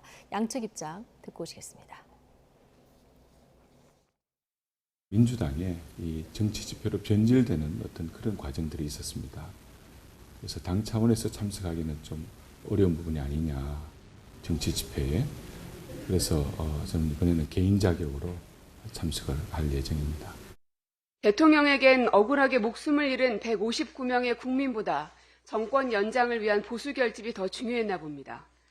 부디 그 추도식에서 국민의 마음을 얻지 못한 정치인의 말로가 어떠한지를 깨달으셨기를 바랄 뿐입니다. 네. 자, 어쨌든 이게 정치 집회의 성질이 그대로 있기 때문에 본질은 변한 게 아니기 때문에 대통령은 참석하지 않겠다는 입장을 그대로 지금 고수하고 있는데요. 유가족이 아직도 유가족 옆자리 비워놓겠다 이렇게 하고 있거든요. 이게 그냥 보통 사건이 아니고 예.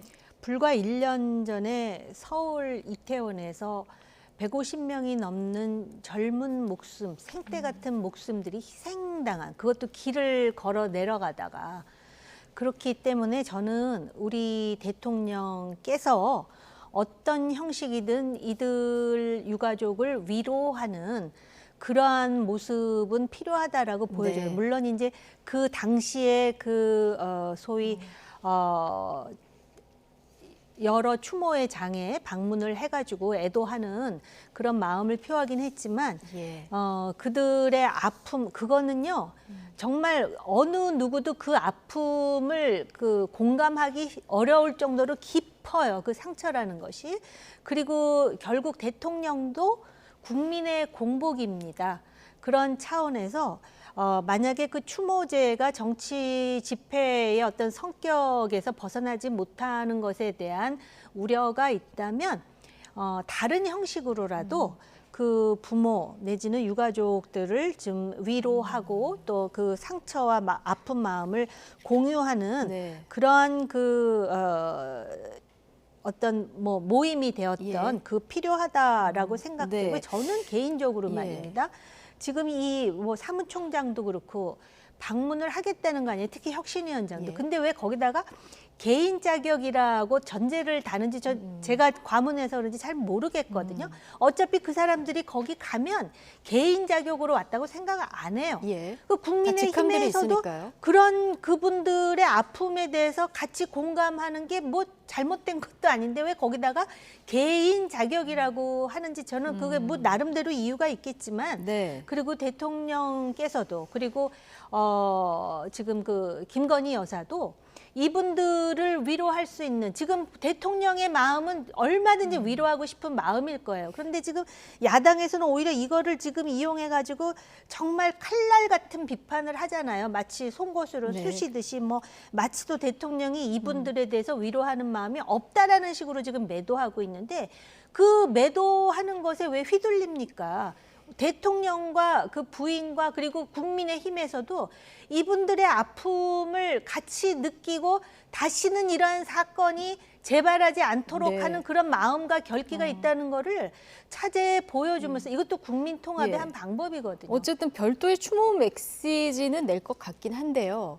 지금 유족들은 추모제에 와줬으면 좋겠다 이런 입장 아니겠습니까? 앞서 김영주 전 의원께서 혁신위의 메신저 역할을 좀 기대한다 이런 얘기를 해주셨는데요. 혁신위에서는 대통령 참석을 건의하는 것이 혁신위의 본질적 업무는 아니다. 오늘 뭐 또 이런 입장인데 쓴소리 인유한 위원장이 내가 직접 하겠다 이렇게 얘기를 한 상황인데요. 어떻게 해야 된다고 보십니까? 혁신위가 그러면 차 떼고 포 떼고 할 일이 뭐가 있을까요?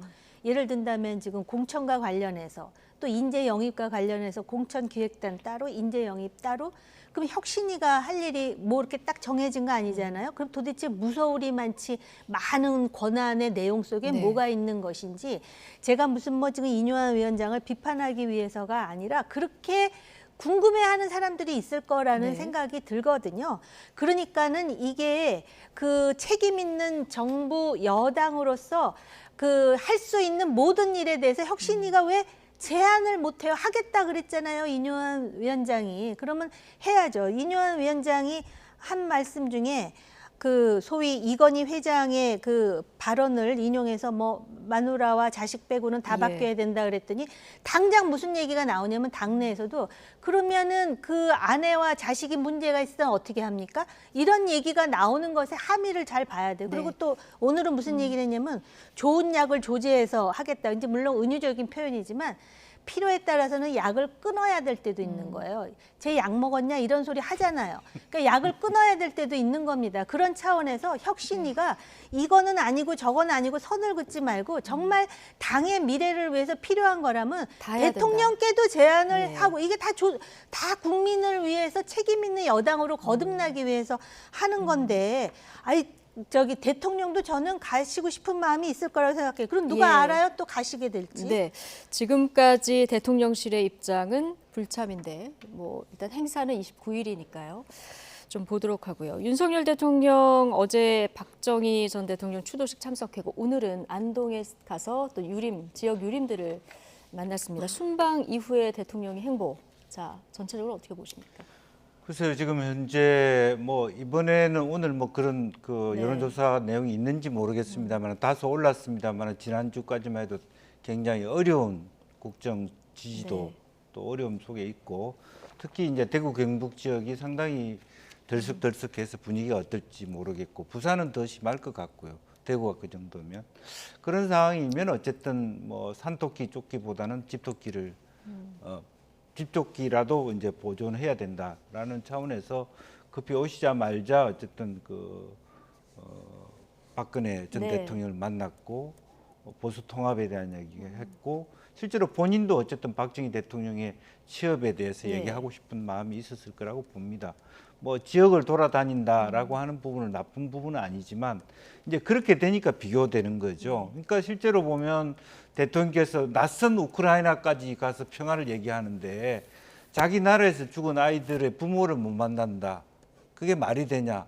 그 바쁜 일정에 며칠 돌아와서 바로 가자마자 안동에 가면서 바로 이태원을 못 가냐.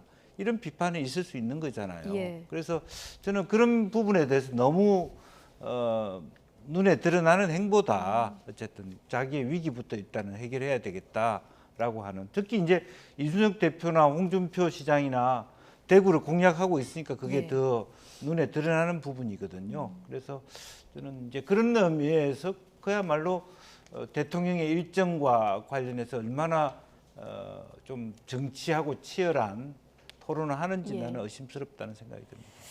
예, 자 대통령 국정 지지율을 좀 볼까요? 매주 금요일에 나오는 정기 갤럽 여론조사인데요. 지난주 대비 3%포인트 올라서 긍정평가가 33%, 부정평가가 58% 보이고 있습니다. 이게 좀 순방 효과다 이런 분석들이 나오는데 어떻게 보십니까? 네, 저도 순방 효과가 컸다고 보여지고요. 사실은 그 사우디아라비아 같은 경우에 빈 살만 왕세자가 우리나라에 와 있었잖아요. 네. 그때 MOU를 맺었는데 요번에 또 이제 우리 대통령이 방문을 하지 않았습니까? 그 과정에서 MOU의 60%가 구체화됐다라고 하더라고요. 이거는 굉장히 엄청난 외교적인 성과고 또 카타르에서도 많은 성과를 이루었다라는 점에서 그리고 또 하나는 아마 이제 인요한 혁신위가 이제 뜸으로써 그런 거에 대한 그 기대감이 반영이 됐다라고 생각을 해요. 그러나 33%는 여전히 박스권 안에 갇혀 있다라고 볼 수도 있는 수치이기 때문에 이것이 더 올라가서 그 신뢰도가 높아져야 되는 건 아니냐 이런 생각이 들어요. 네. 자, 대통령 대구에서 지지율이 지난주에 13%포인트 정도 빠졌는데요. 이번에는 조금 올라서 49%까지 긍정평가가 올라갔습니다만은 전통 텃밭인 점을 감안하면 여전히 좀 떨어져 있는 이런 상황이고요. 자, 지금 앞서 얘기했지만 대통령이 연이틀 TK 지역 민심을 공략하는 이런 모습도 보셨고 29일 추도제는 참석 안 한다. 자, 이런 지금 대통령실 입장도 나왔는데 앞으로 보수층 결집 또 중도층의 흡수 이렇게 봤을 때 자, 대통령의 행보가 어느 쪽으로 민심이 지금 움직일 거라고 보십니까? 이제 대통령께서는 지금 현재 어쨌든 보수층의 결집을 하고 네. 혁신위는 수도권과 청년층 중도를 타겟으로 하는 역할 예. 분담일수로 본 실제 그런 논의를 하고 있는지는 모르지만 당에서 하고 있는 여러 가지 스타일은 아마 이제 혁신위는 주로 수도권의 선거를 이기기 위한 전략, 또 청년층, 여성 이런 쪽을 중도를 예. 공략하고 있다 그렇게 봐야 될 것 같은데 실제로 대통령께서는 여전히 어쨌든 그 기본적인 약속을 지킨다는 전제하에서 네. 대구 경북부터 안정시키는 그런 행태인데요. 사실 어떻게 보면은 대구 경북이 뭐 예를 들면 뭐 그전에는 뒤집어졌는데 다시 복귀했다라는 게 네. 사실은 말이 안 되는 뉴스거든요. 이런 일이 있어서는 안 되는 거예요. 압도적인 지지가 좀 떨어졌다. 그렇게 얘기를 해야 되는데 이게 뭐 그야말로 뒤집어지고 말고 할 부분은 아니다. 얼마나 못했으면 이런 부분이 있는 거예요. 네. 사실은. 근데 그런 측면에서 이건 정말로 어떤 총체적으로 예. 대통령실과 여권이 반성해야 될 지점이다라고 보고, 다만 이제 여론조사상에 안 나왔습니다만은 결과적으로 이번 그 여론조사에 나오는 것은 결국 그 민주당이 보궐선거에서 이기는 것 자체가 굉장히 탄탄한 견고한 것이 아니었다는 부분도 그대로 여실히 드러나거든요. 예. 그런 부분도 같이 짚어야 될 것 같습니다. 알겠습니다. 지금 정당 지지도는 저희가 그래픽만 보고 이제 넘어갈 텐데 한번 보여주시면 국민의힘이 35%로 지난주보다 2%포인트 올랐고요. 민주당은 지금 32%로 지난주 대비 2%포인트 내렸습니다. 뭐 오차 범위 안에서 엎치락뒤치락 하는 이런 모습인데 앞으로 누가 혁신을 강하게 하느냐에 따라서 중도층을 가져오는 싸움이 총선 전까지 될 텐데요. 자, 또 하나 여론조사를 좀 보실 텐데요. 21대 국회에 대한 평가가 어떤지 국민들에게 물어봤습니다. 2020년에 이제 출범한 21대 국회. 자, 42점인데 100점 만점에 42점 국민들이 주셨습니다. 잘했다는 평가가 13%, 잘 못했다는 평가가 80%. 자, 이렇게 나오고 있는데 19대, 20대 때도 봤더니 비슷한 점수였더라고요. 네. 그러니까는 그 국회의원들에 대한 국민들의 인식이 어떠한지를 또 한 번 보여주는 사례라고 볼 수 있죠. 사실 그런 농담까지 있잖아요. 왜 강물에 사람이 빠지면 우리 김 앵커 들어보셨는지 모르겠지만 국회의원을 제일 먼저 건진대요. 물 흐려질까 봐. 그런 식의 농담이 나올 정도로 지금 그 정치인들에 대한 신뢰가 여야를 막론하고 낮다는 거는 결국은 국민들을 제대로 대표하지 못한다는 의미 아니겠습니까? 그런데 절대 반성 안 해요. 왜냐하면 이게 300명이 받은 점수기 때문에 자기 게 아니라고 생각을 할 뿐만 아니라 또 우리나라의 그 국회의원 선거에서 가장 문제가 있는 게 바로 공천 아니에요? 그러니까 당 권력이 잘 보이면 공천 받을 수 있고 좋은 지역에 공천 받으면은 결국 금배지를 달 수 있다라는 이런 단순한 의식이 있거든요. 그게 바뀌지 않는 한 국회예요. 그리고 사실 다른 민주주의 국가에서도 정치인에 대한 인식이 그렇게 썩 좋지는 않겠지만 42점이면 낙제점보다도 훨씬 낮은 점수인데 제가 볼 땐 42점도 참 높은 점수를 받았다고 생각해요. 42점도 높다. 국회가 반성할 부분이 많다. 자, 이렇게 지적을 또 해주셨고 민주당 얘기해 볼 텐데요. 이재명 대표가 오늘 당직 인선을 발표했습니다. 자, 저희가 그래픽으로 좀 정리를 했는데 보여주시면 일단 송갑석 지명직 최고위원이 물러난 자리에 누가 올까 관심이었는데요. 친명계인 박정현 전 대덕구청장이 지명이 됐고요. 정책위 의장에는 비명계 3선인 이계호 의원이 임명됐습니다. 이낙연, 친인 이낙연 계열이 이제 알려져 있는 인물인데 친명에서는 이게 전체적으로 탕평 인사다 이렇게 얘기를 하고요. 비명에서는 반발하고 있습니다. 어떻게 평가하십니까? 아무래도 이제 대덕구에 우리 현역 국회의원이 있는데 거기를 경쟁하고 있는 분을 원래 송갑석 의원이 비명계 역할이 있는데 표결권을 갖고 있는 어떤 최고위 자리에 친명계를 앉혔기 때문에 그러면서 또 말하자면 이재명 대표는 그 사람이 친명이냐고 이렇게 얘기를 하면서 불을 더 질려버렸어요. 뭐 그렇게 누가 봐도 친명인데 이제 누가 봐도 친명인데 이제 그러다 보니까 실제로 뭐 이원욱 의원이나 이런 분들은 완전히 이렇게 확실하게 이제는 정조준에 들어갔다 이런 시그널로 볼 수 있고요. 근데 원래 박정현 전 대덕구청장 이름이 나오긴 했었는데 이제 친명계다 이런 얘기가 나와서 보류됐던 걸로 전해지지 않았습니까? 근데 결국 임명이 됐어요. 네, 그러니까 여러 가지 내부적으로는 뭐 마치 비명이라든지 다른 교류를 고려를 할 것처럼 보이지만 결과적으로는 봐라 입으로는 통합을 얘기하지만 서서히 쪼아들고 있다. 말 그대로 서서히 물이 끓어 들어가는 개구리냐 아니면 조홍천 의원이 표현처럼 도마 위에 누워 있는 물고기냐 이렇게 된 꼴을 이제 소위 비명계는 느끼게 되는 것이고요. 이제 그런 면에서 이것이 서서히 하나의 어떤 당의 갈등과 분열의 작은 어떤 분기점이 될 수 있겠다 그런 생각이 듭니다. 이 지명직 최고위원에 누구를 임명할까 이 가장 관심 있게 지켜본 대목인데요. 자, 박정현 신임 최고위원 지난 25일에 친명 유튜브 채널에 출연해서 당내 가결파를 또 강도 높게 비판하기도 했는데요. 당시 발언 듣고 오시겠습니다. 수박 얘기 나왔는데 이 가결파들의 행동에 대해서는 개인적으로 어떤 생각이 들었습니까? 지난번 저는 체포동의안? 있을 수 없는 일이라고 생각했어요. 제가 잠이 안 오더라고요. 대표를 흔들어서 당이 무슨 이익이 있겠어요. 그리고 저는 그분들이 체포 동의안을 제대로 읽어는 봤는지 네. 읽어보면 내용이 너무 없잖아요. 그러니까 어쨌든 기각을 당한 거잖아요. 그래서 그 중에는 대표가 미운 분도 있고 뭐 이게 조금 안 맞는 분도 있고 하지만 우리는 민주당이잖아요. 네. 그럴 때는 민주당으로 뭔가 행동을 해야 되는데 그게 개인적으로 그렇게 행동을 하는 거에 대해서 좀 용납하기가 쉽지가 않습니다. 네. 가결파 행동에 대해서 잠이 안 올 정도로 있을 수 없는 일이라고 생각했고 불체포 특권 포기도 반대한다. 자, 이런 입장 좀 듣고 오셨는데 앞서 말씀하셨지만 이재명 대표는 오늘 그분이 친명인지 잘 모르겠다 이렇게 얘기하셨는데 어떻게 보십니까? 우선 지금 이분의 얘기를 들어보면은 뭐 잠이 안 온다 뭐 이런 얘기를 하는가 하면은 우리는 민주당인데 왜 개인적으로 행동하느냐, 대표를 흔들어서 당이 무슨 이익이 있기는, 이 말이 바로 어떤 면에서는 우리나라 특히 민주라는 이름이 붙은 민주당의 후진적 속성을 그대로 노출하는 거예요. 제가 볼 때는 뭐 국민의힘은 그럼 선진적이냐?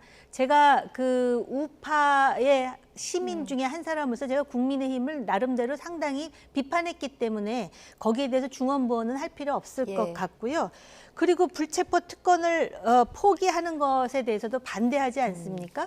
그럴 뿐만 아니라 지자체장들 중에 자기네들끼리 그룹을 만들어서 이재명 대표를 아주 노골적으로 지금 지지하는 그 중에 한 사람이 바로 이 박정현 요번에 지명직, 그리고 정말 당의 통합을 생각한다면 비명계도에 사람이 없겠습니까?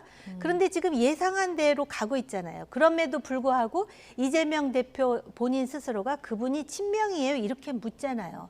이거는 정말 다 알아요. 정치에 대해서 조금이라도 신문을 본 사람은 이 사람이 친명이라는 걸 다 아는데 마치도 아무것도 모른다는 듯이 이재명 대표가 과연 몰라서 그랬을까요? 그리고 지금 이 친명이라고 깃발든 사람들이 바로 비명계의 몇몇 의원들이 있습니다. 뭐 거의 다수라고 봐야 되는데 거기 가서 나는 친명이다 그러면서 소위 그 수박 논란을 또 부추기기도 하고 지금 그런 상황이에요.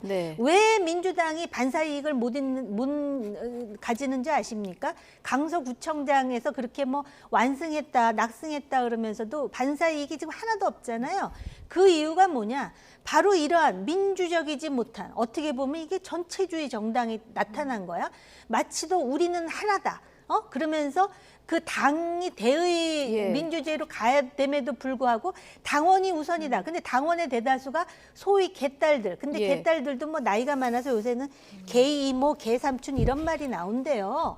근데 그렇게 하니까 상식 있는 유권자들이 볼 때는 도저히 점수를 줄 수가 없으니까 지금 반사이익을 누릴 때인데도 불구하고 누리지 못하는 거예요. 어쨌든 강성 지지층 사이에서는 이 박정현 전 대덕구청장 수박 당도 0 이렇게 좀 분류가 돼 있는 분이고 앞서 얘기하셨지만 비명계의 박영순 의원은 현 그 지역구에 이미 나는 여기서 총선 출마하겠다라고 이제 공언을 한 상황이기 때문에 이게 비명계에서는 이원욱 의원도 뭐 오늘 뭐 동지의 가슴에 비수를 들이대는 행위다 이렇게 얘기를 했습니다만 이게 공천 학살의 어떤 전초전이다 이런 우려가 좀 있는 것 같습니다. 그럼요. 그리고 그분이 친명이에요 이렇게 묻잖아요. 이제 보세요. 앞으로 경선으로 할 거예요. 민주당은 아주 공명정대하게 공천 과정하겠습니다. 그런데 경선이 그거 아닙니까? 당원 50%, 여론조사 뭐 50%인데 당원의 대다수가 개딸들이에요. 금태섭이 그렇게 해서 밀려났잖아요. 뭐 뻔한 거예요. 그러니까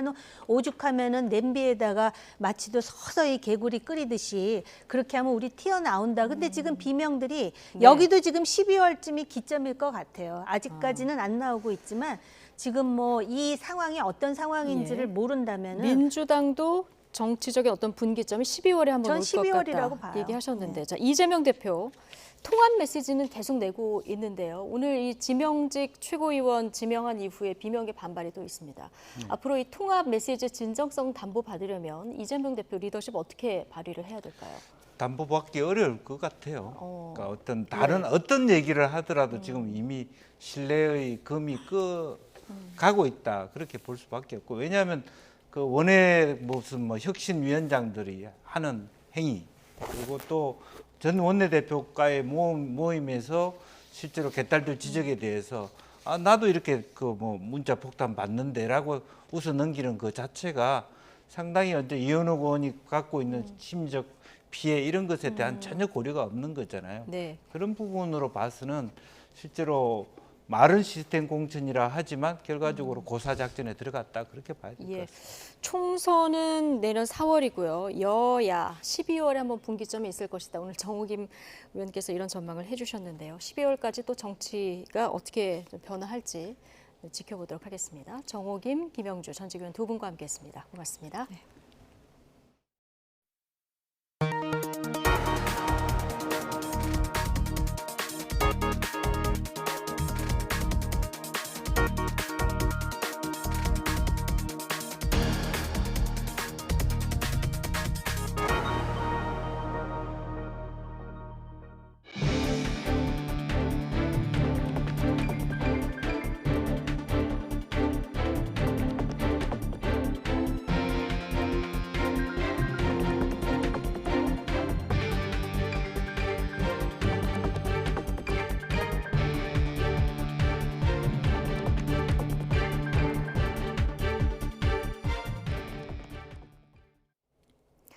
배우 이선균 씨와 지드래곤 권지용 씨의 마약 의혹을 수사하는 경찰이 두 사람을 출국 금지했습니다. 네, 경찰은 내일 이선균 씨를 불러서 마약 투약 여부와 입수 경로 등을 구체적으로 조사할 방침입니다.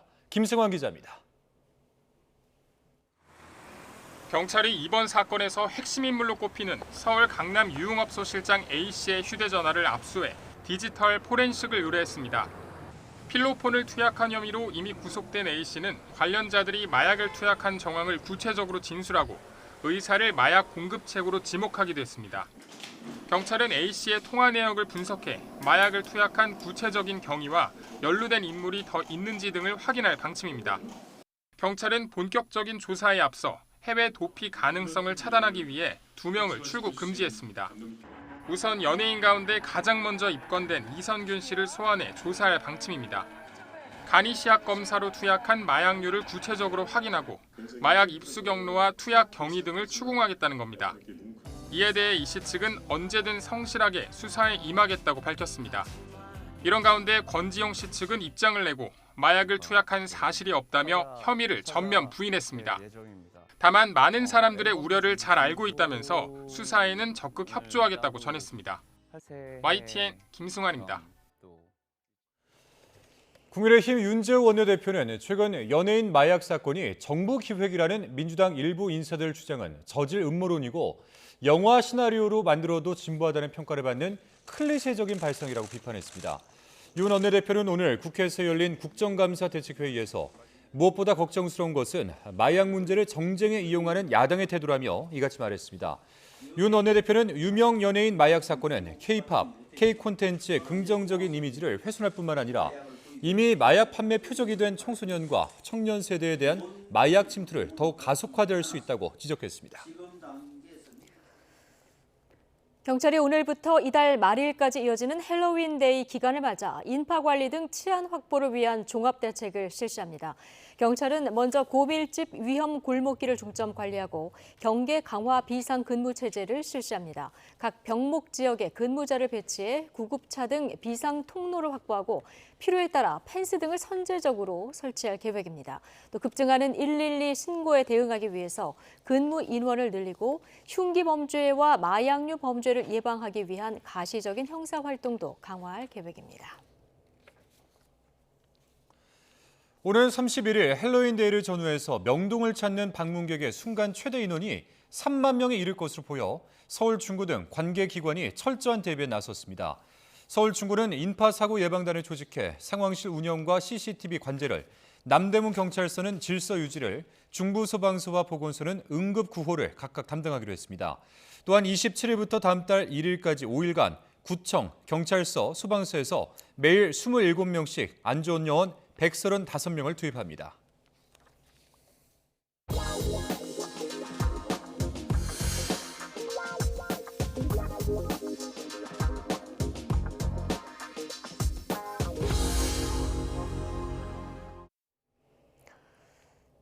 국민연금 개혁안을 준비해온 정부가 오늘 최종 정부안을 내놓았습니다.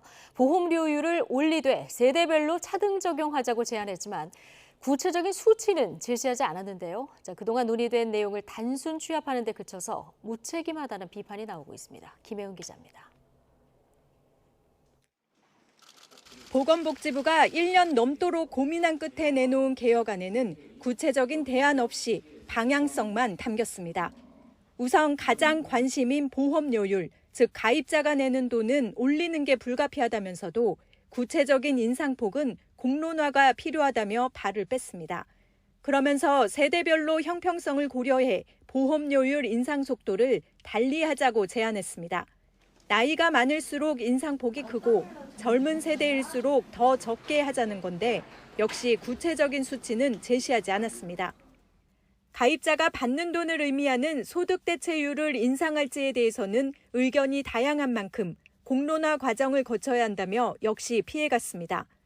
앞서 정부 산하 전문위원회인 재정계산위원회는 현재 9%인 보험료율을 12%, 15%, 18%로 올리는 세 가지 안과 현재 40%인 소득대체율을 45%, 50%로 올렸을 때를 가정한 24가지 시나리오를 제시했습니다.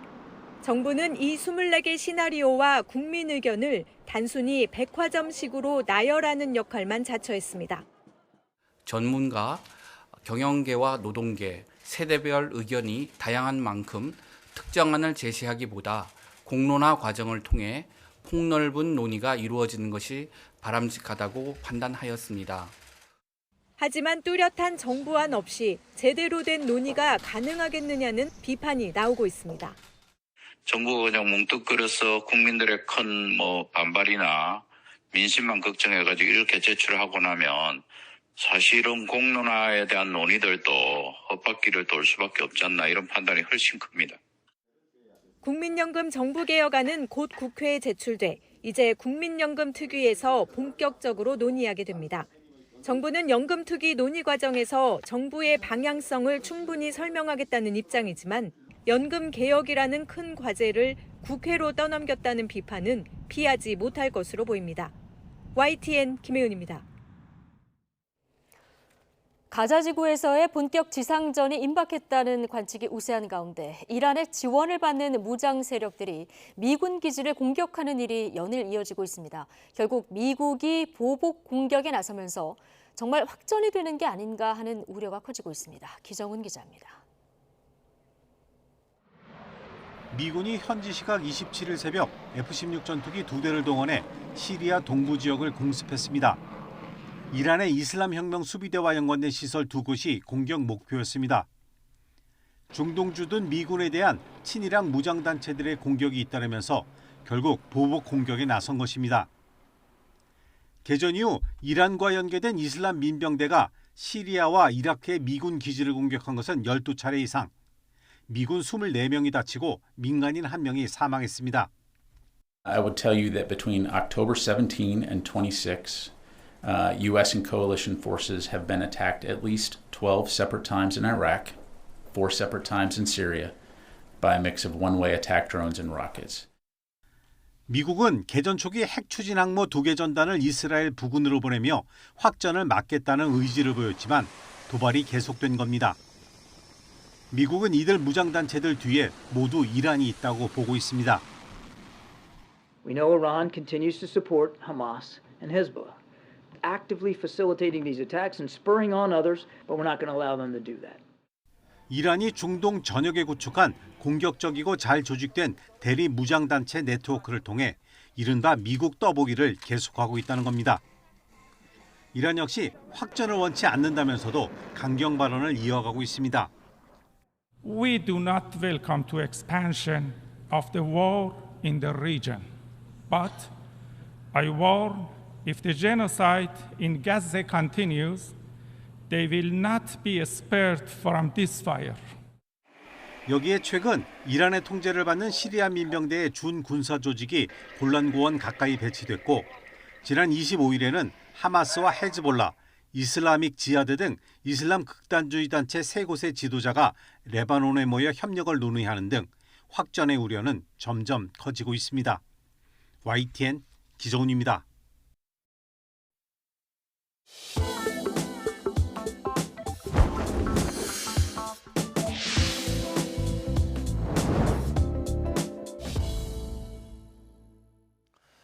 네, 오늘 열린 국회 국방위 종합국정감사에서 신원식 국방부 장관이 9.19 남북 군사합의 이후 북한이 합의를 위반한 사례만 3,600회에 달한다고 밝혔습니다.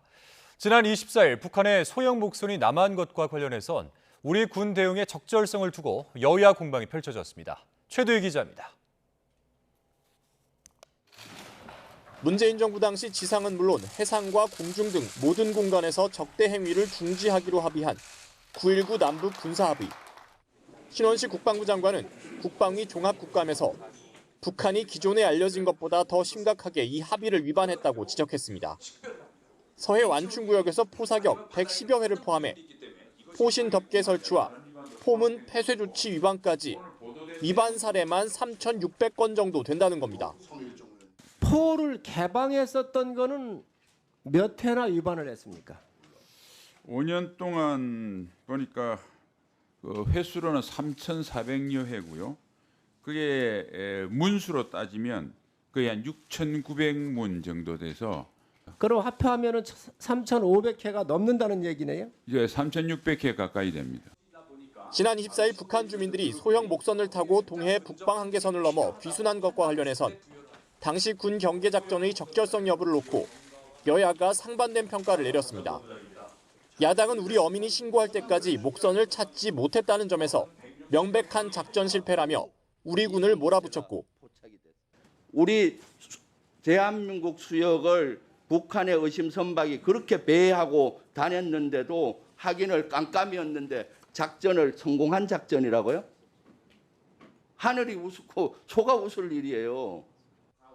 이에 대해 군은 작전을 실패로 몰아가는 건 인정할 수 없다며 맞받아쳤습니다.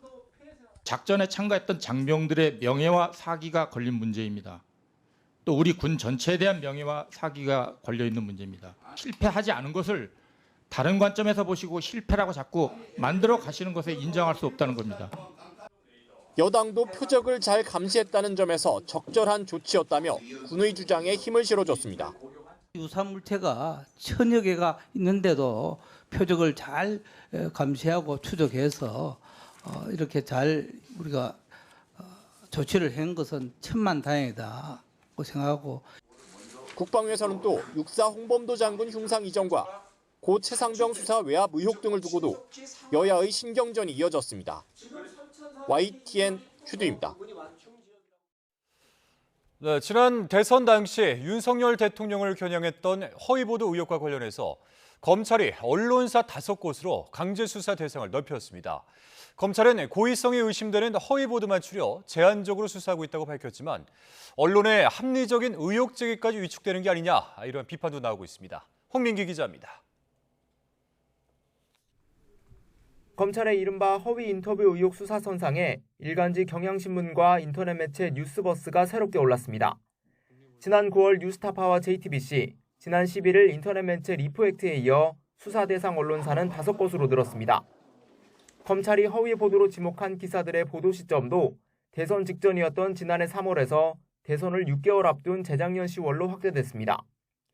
경향신문과 뉴스버스는 이 시기 대장동 초기 사업자 이강길 씨 인터뷰 등을 근거로 당시 대검 중수부가 대장동 브로커 조우영 씨 수사를 무마해줬다는 의혹을 제기했습니다. 경향신문은 이 씨와 통화를 인용해 검찰이 부산저축은행 사건을 수사하면서 대장동 대출건을 들여다봤고 이 씨가 조 씨에게 대출 알선 대가로 10억여 원을 건넨 사실을 알고 있었다고 보도했습니다. 같은 날 뉴스버스 역시 이 씨와 만나 인터뷰했다며 비슷한 내용을 보도했습니다. 하지만 검찰은 기사들의 토대가 된 이 씨 인터뷰 내용이 왜곡된 것으로 의심하고 있습니다. 기자들이 이 씨 취재 자료를 왜곡해 허위 보도한 정황이 드러났고 증거 확보를 위해 불가피한 압수수색을 했던 겁니다. 이 씨도 최근 검찰 조사에서 실제 통화 내용과 다르게 보도됐다는 취지로 진술한 것으로 전해졌습니다. 하지만 치열한 대선 국면, 고강도 후보자 검증 차원에서 이뤄진 언론의 의혹 보도를 파고드는 검찰 수사에 반발도 적지 않습니다. 경향신문은 지면 입장문을 통해 언론 윤리를 위반할 만한 행위는 전혀 한 적이 없다며 향후 언론사를 무리하게 수사한 것으로 결론난다면 책임은 검찰이 져야 한다고 강조했습니다. 한국기자협회 등 언론단체도 의혹을 제기할 때마다 압수수색하면 취재 활동은 위축될 수밖에 없다며 민주주의와 언론 자유가 나락으로 떨어질 거라고 우려했습니다. 이에 검찰은 의도하지 않은 단순한 오보에 대해서까지 수사를 확대할 계획은 절대 없다고 선을 그었지만 김만배 씨나 야당 등 보도 과정에 배후 세력이 있을 가능성까지 열어둔 만큼 수사가 어디까지 뻗어나갈지는 예측할 수 없는 상황입니다. 관련 보도의 허위성이 명백히 입증되지 않을 경우 검찰로선 언론의 권력 감시 기능까지 움츠러들게 했다는 비판을 피하기 어려워 보입니다. YTN 홍익입니다. 민주노총 전국 언론노동조합은 오늘 여야 지도부를 차례로 찾아 YTN 매각 과정과 관련한 국정조사와 방송 3법의 조속한 처리를 촉구했습니다. 언론노조 윤창현 위원장과 고한석 YTN 지부장을 비롯한 대표자들은 오늘 오전 국회 국민의힘 당대표실을 방문해 방송법 처리와 YTN 국정조사 협조 요청 서한을 전달했습니다. 언론노조는 뒤이어 민주당 홍익표 원내대표와의 간담회에 참석해 보도 전문 채널 YTN의 새 대주주 최종 후보로 유진그룹이 선정된 것을 비판하고 KBS 사장 임명 절차의 문제 등을 지적했습니다. 윤 위원장은 간담회 뒤 기자들과 만나 국회 과방위원장을 국민의힘 소속인 장제원 의원이 맡고 있어서 상임위 차원 YTN 국정조사 추진이 현실적으로 어려울 수 있다는 의견을 교환했고 이에 대해서 여러 요구사항과 고민을 전달했다고 밝혔습니다.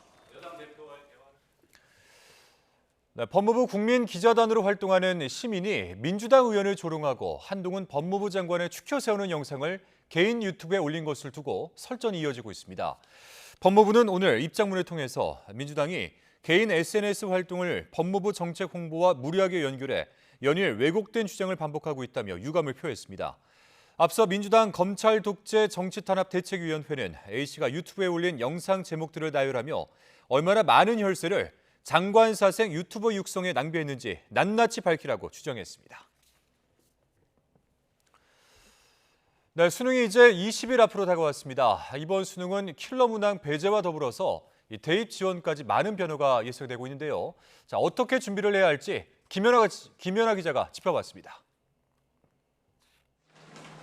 올해 수능은 킬러 문항 배제로 새로운 유형의 문제 대비와 그에 맞춘 시간 안배가 중요해졌습니다. 킬러 문항 배제 뒤 치러진 9월 모의고사의 문제 유형과 기조가 중요한데 당시 국어, 문학과 영어의 지문은 다소 쉬워졌지만 선택지가 헷갈려 변별력이 높았다는 평가가 많았습니다. 때문에 아는 지문이라도 핵심 주제와 논거가 뭔지 다시 살피고 특히 선택지마다 왜 맞고 틀린지 정확하게 짚고 넘어가야 합니다.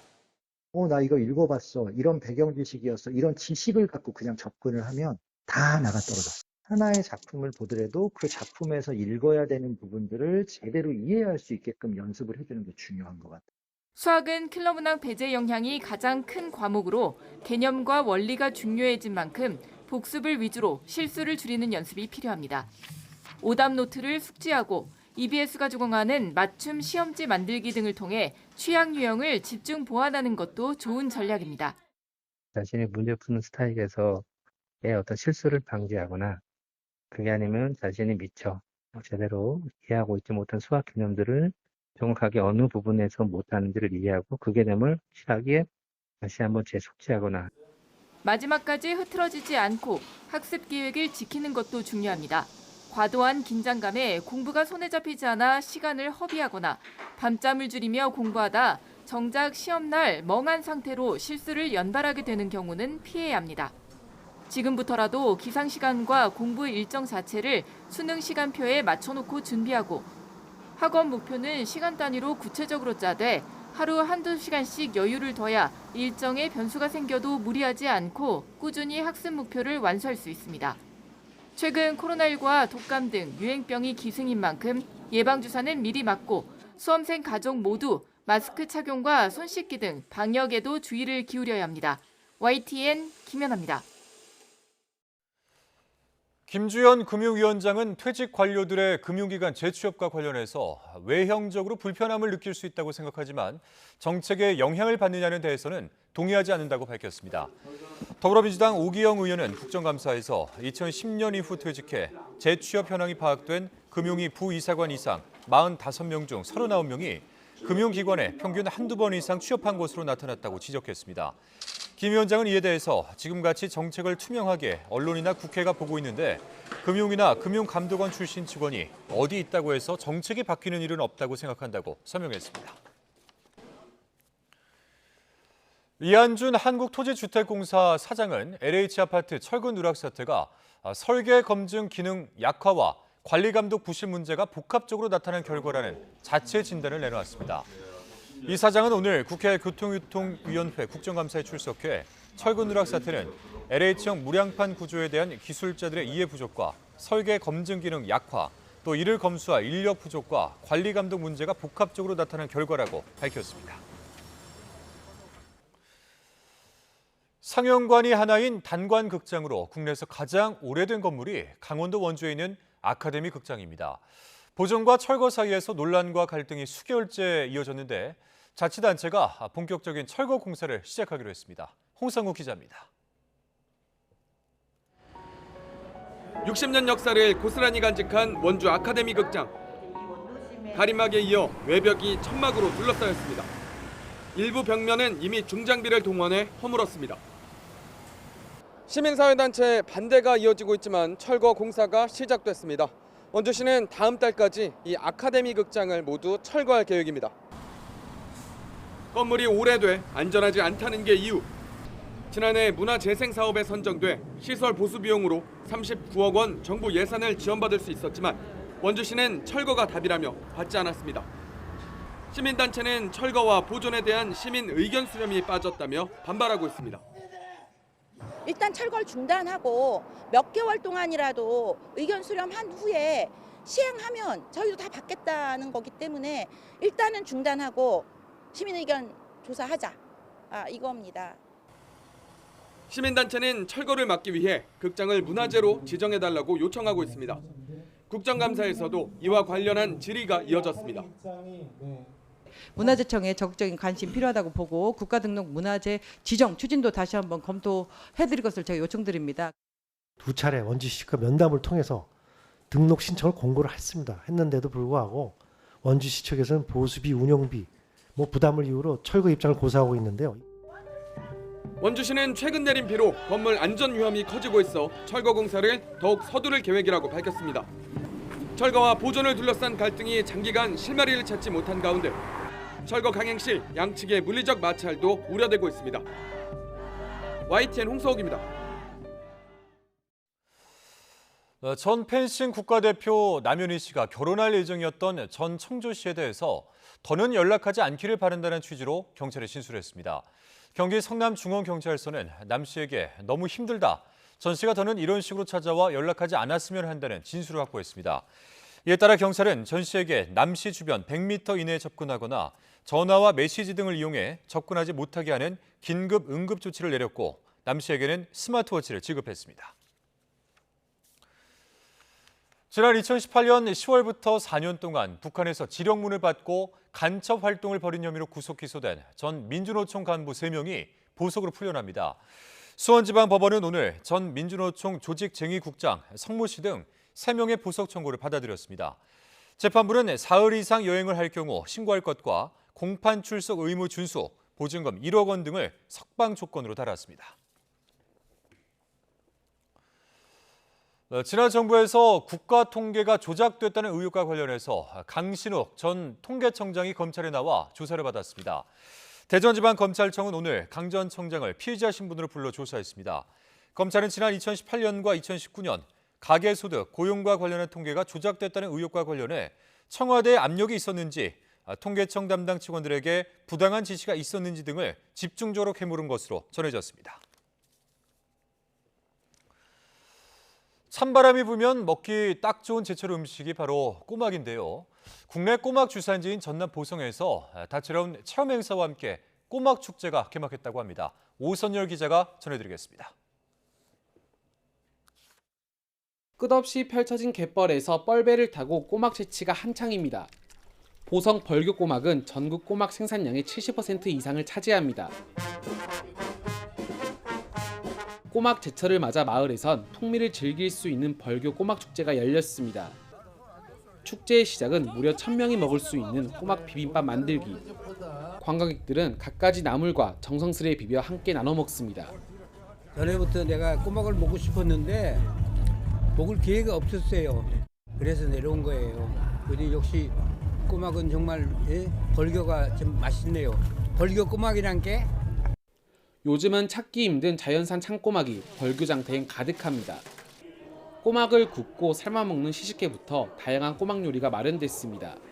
꼬막 삶기 체험과 또 꼬막 탕수육, 또 꼬막전, 창꼬막 그런 요리하는 그런 부분에 무료 시식을 할 수 있는 그런 코너가 구비돼서 벌교의 창꼬막의 맛을 충분히 음미할 수 있도록 그렇게 준비를 했습니다. 올해 벌교 꼬막 축제는 청정 갯벌과 꼬막 그리고 문학의 만남을 주제로 4년 만에 열렸습니다. 축제 기간엔 소설 태백산맥의 저자 조정래 작가와 시민들이 함께하는 벌교 문학 행사도 펼쳐집니다. 모성에는 찬바람이 불면 엄지손톱을 깎지 말라라는 말이 있는데요. 왜냐하면 꼬막을 까먹어야 하기 때문입니다. 오늘 벌교 꼬막 축제가 개막했습니다. 수산물 지리적 표시 1호 벌교 꼬막 맛보러 벌교로 오십시오. 세계 자연유산인 보성갯벌과 제철 맞은 창꼬막을 한 번에 즐길 수 있는 벌교 꼬막 축제는 오는 29일까지 계속됩니다. YTN 호선입니다. 경상북도 의회 현직 의원이 쓰러진 시민을 심폐소생술로 구했습니다. 자, 화면 준비되어 있습니다. 함께 보시죠. 지난 25일 경북 김천에 있는 한 식당 CCTV 화면에는 이렇게 70대 여성 A씨가 식사 도중 잠시 일어나더니 갑자기 쓰러지는 장면이 포착됐습니다. 옆자리에서 식사하던 다른 손님이 A씨의 상태를 확인하고 심폐소생술을 하는데 다행히 A씨는 구조대가 도착하기 전 의식을 회복하고 병원으로 옮겨져 치료를 받고 있습니다. 소중한 생명을 구한 손님은 김천시가 지역구인 이우청 경상북도 의원이었습니다. 이 도의원은 상임위 활동을 하며 소방서를 자주 찾아 심폐소생술 연습을 해왔는데 도움이 돼서 기쁘다고 밝혔습니다.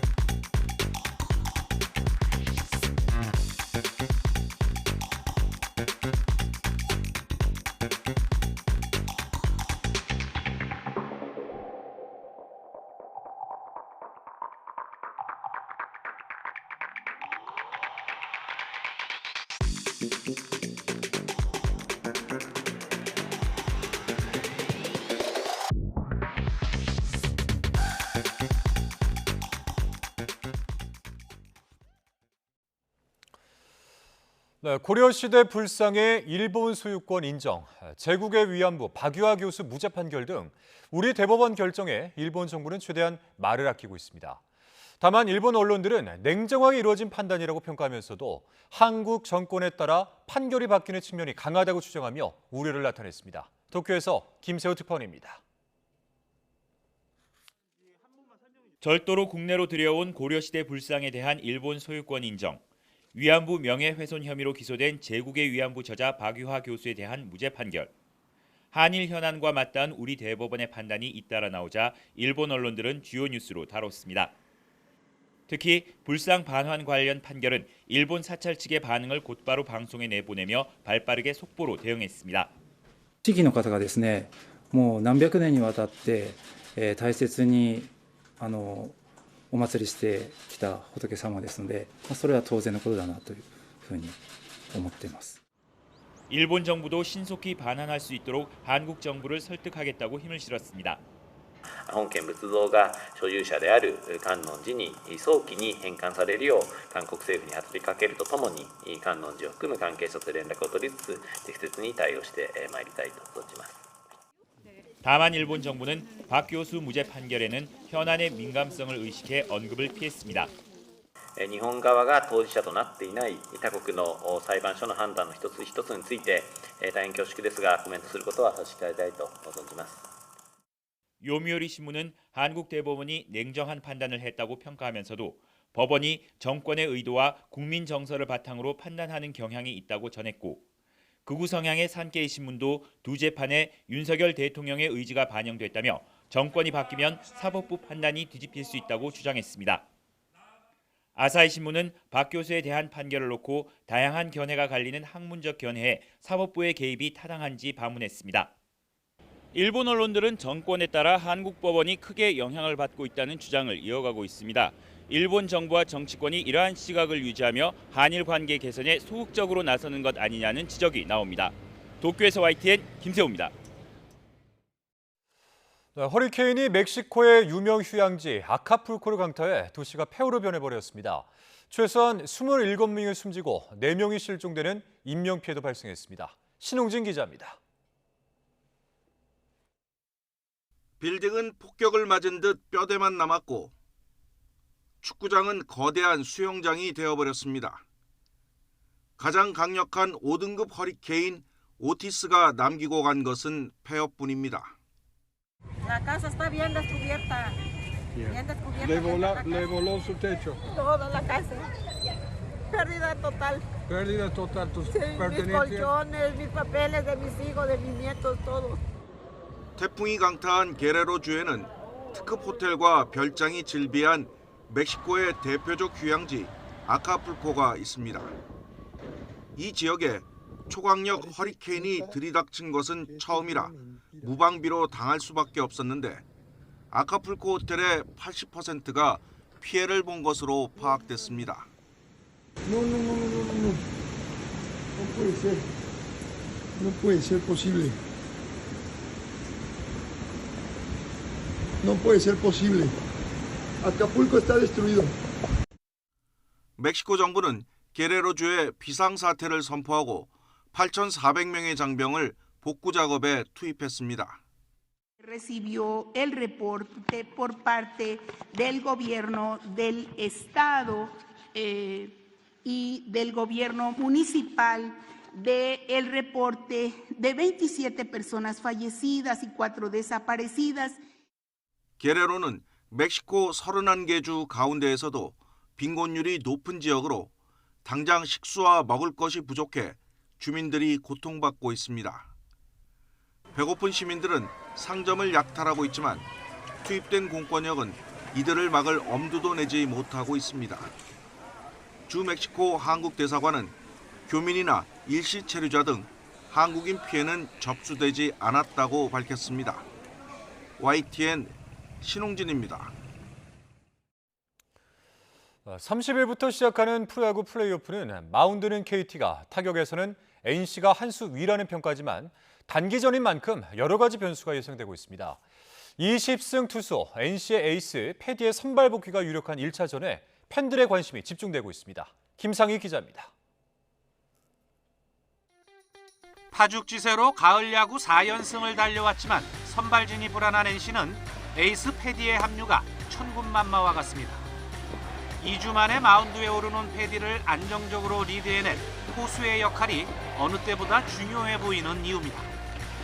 필요할 때마다 타석에서도 한 방씩 터뜨려온 김형준의 활약이 플레이오프에서도 계속되길 NC는 기대하고 있습니다. 저도 정말 많이 성장했다고 느끼고 그 아시안게임 경험 덕분에 제가 이렇게 또 큰 경기에 또 출전할 수 있고 출전해서 또 괜찮은 모습을 보여드릴 수 있는 것 같아서 뭐 아직 많이 부족하지만 KT는 패기로 뭉친 NC보다 경험에서 앞선다는 입장이지만 20일 만에 경기에 나서는 타자들이 얼마나 빨리 실전 감각을 회복하느냐가 중요합니다. 26일 자체 청백전 중에 강백호가 옆구리 부상으로 가을 야구를 못 뛰게 된 건 KT로서 대형 악재입니다. 이강철 감독은 상대의 1차전 선발로 누가 나와도 관계없다는 반응이고 선수들도 투수 3관왕 패디 공략에 문제없다는 생각입니다. 긴장을 늦추지 않고 어떻게 패디공을 잘 공략을 해야 될지는 이제 선수들끼리 얘기를 해보고 또 공략을 잘 할 거라고 저희는 저희 선수들을 믿습니다. 1차전 승리팀이 한국 시리즈에 오른 건 32번의 플레이오프 중 25번으로 확률 78%. 나란히 두 번째 우승에 도전하는 2020년 챔피언 NC와 2021 시즌 우승팀 KT가 한국 시리즈로 향하는 마지막 관문 앞에 섰습니다. YTN 김사익입니다. 쯔쯔가무시증을 일으킬 수 있는 털 진드기가 예년보다 2배나 많은 것으로 나타나 야외 활동에 주의가 요구되고 있습니다. 질병관리청은 털 진드기 트랩 지수가 0.91로 예년 같은 기간에 비해서 2배라고 밝혔습니다. 쯔쯔가무시증은 쯔쯔가무시 균을 가진 털 진드기의 유충에 물린 후 발생을 하는데 검은 딱지가 생기고 발열과 근육통 등의 증상을 보입니다. 질병청은 추수기와 단풍철을 맞아 야외 활동을 할 때는 털 진드기에 물리지 않도록 긴 소매 옷과 긴 바지를 착용해달라고 당부했습니다. 주말인 내일 바깥 활동하기 참 좋겠습니다. 파란 하늘이 함께하는 가운데 공기도 깨끗하겠고 한낮에는 서울 기온이 20도까지 오르는 등 오늘과 비슷해 선선하겠습니다. 다만 아침과 낮과 밤의 기온차가 10도 이상 크게 벌어집니다. 외출하시는 분들은 이 점 염두에 두고 옷차림하시기 바랍니다. 또 오전까지 안개가 매우 짙게 끼는 곳이 많겠고 중부지방에는 서리가 내리는 곳도 있겠습니다. 특히 강원도에는 도로 살얼음이 만들어지는 곳도 있겠습니다. 피해 없도록 각별히 주의해 주시기 바랍니다. 한편 동해안에는 너울성 파도가 높게 일겠고 영동에는 오후에 비가 조금 내리겠습니다. 내일 아침 기온은 서울이 10도, 대전 9도, 광주 10도, 부산 12도로 예년보다 1도에서 3도가량 높겠습니다.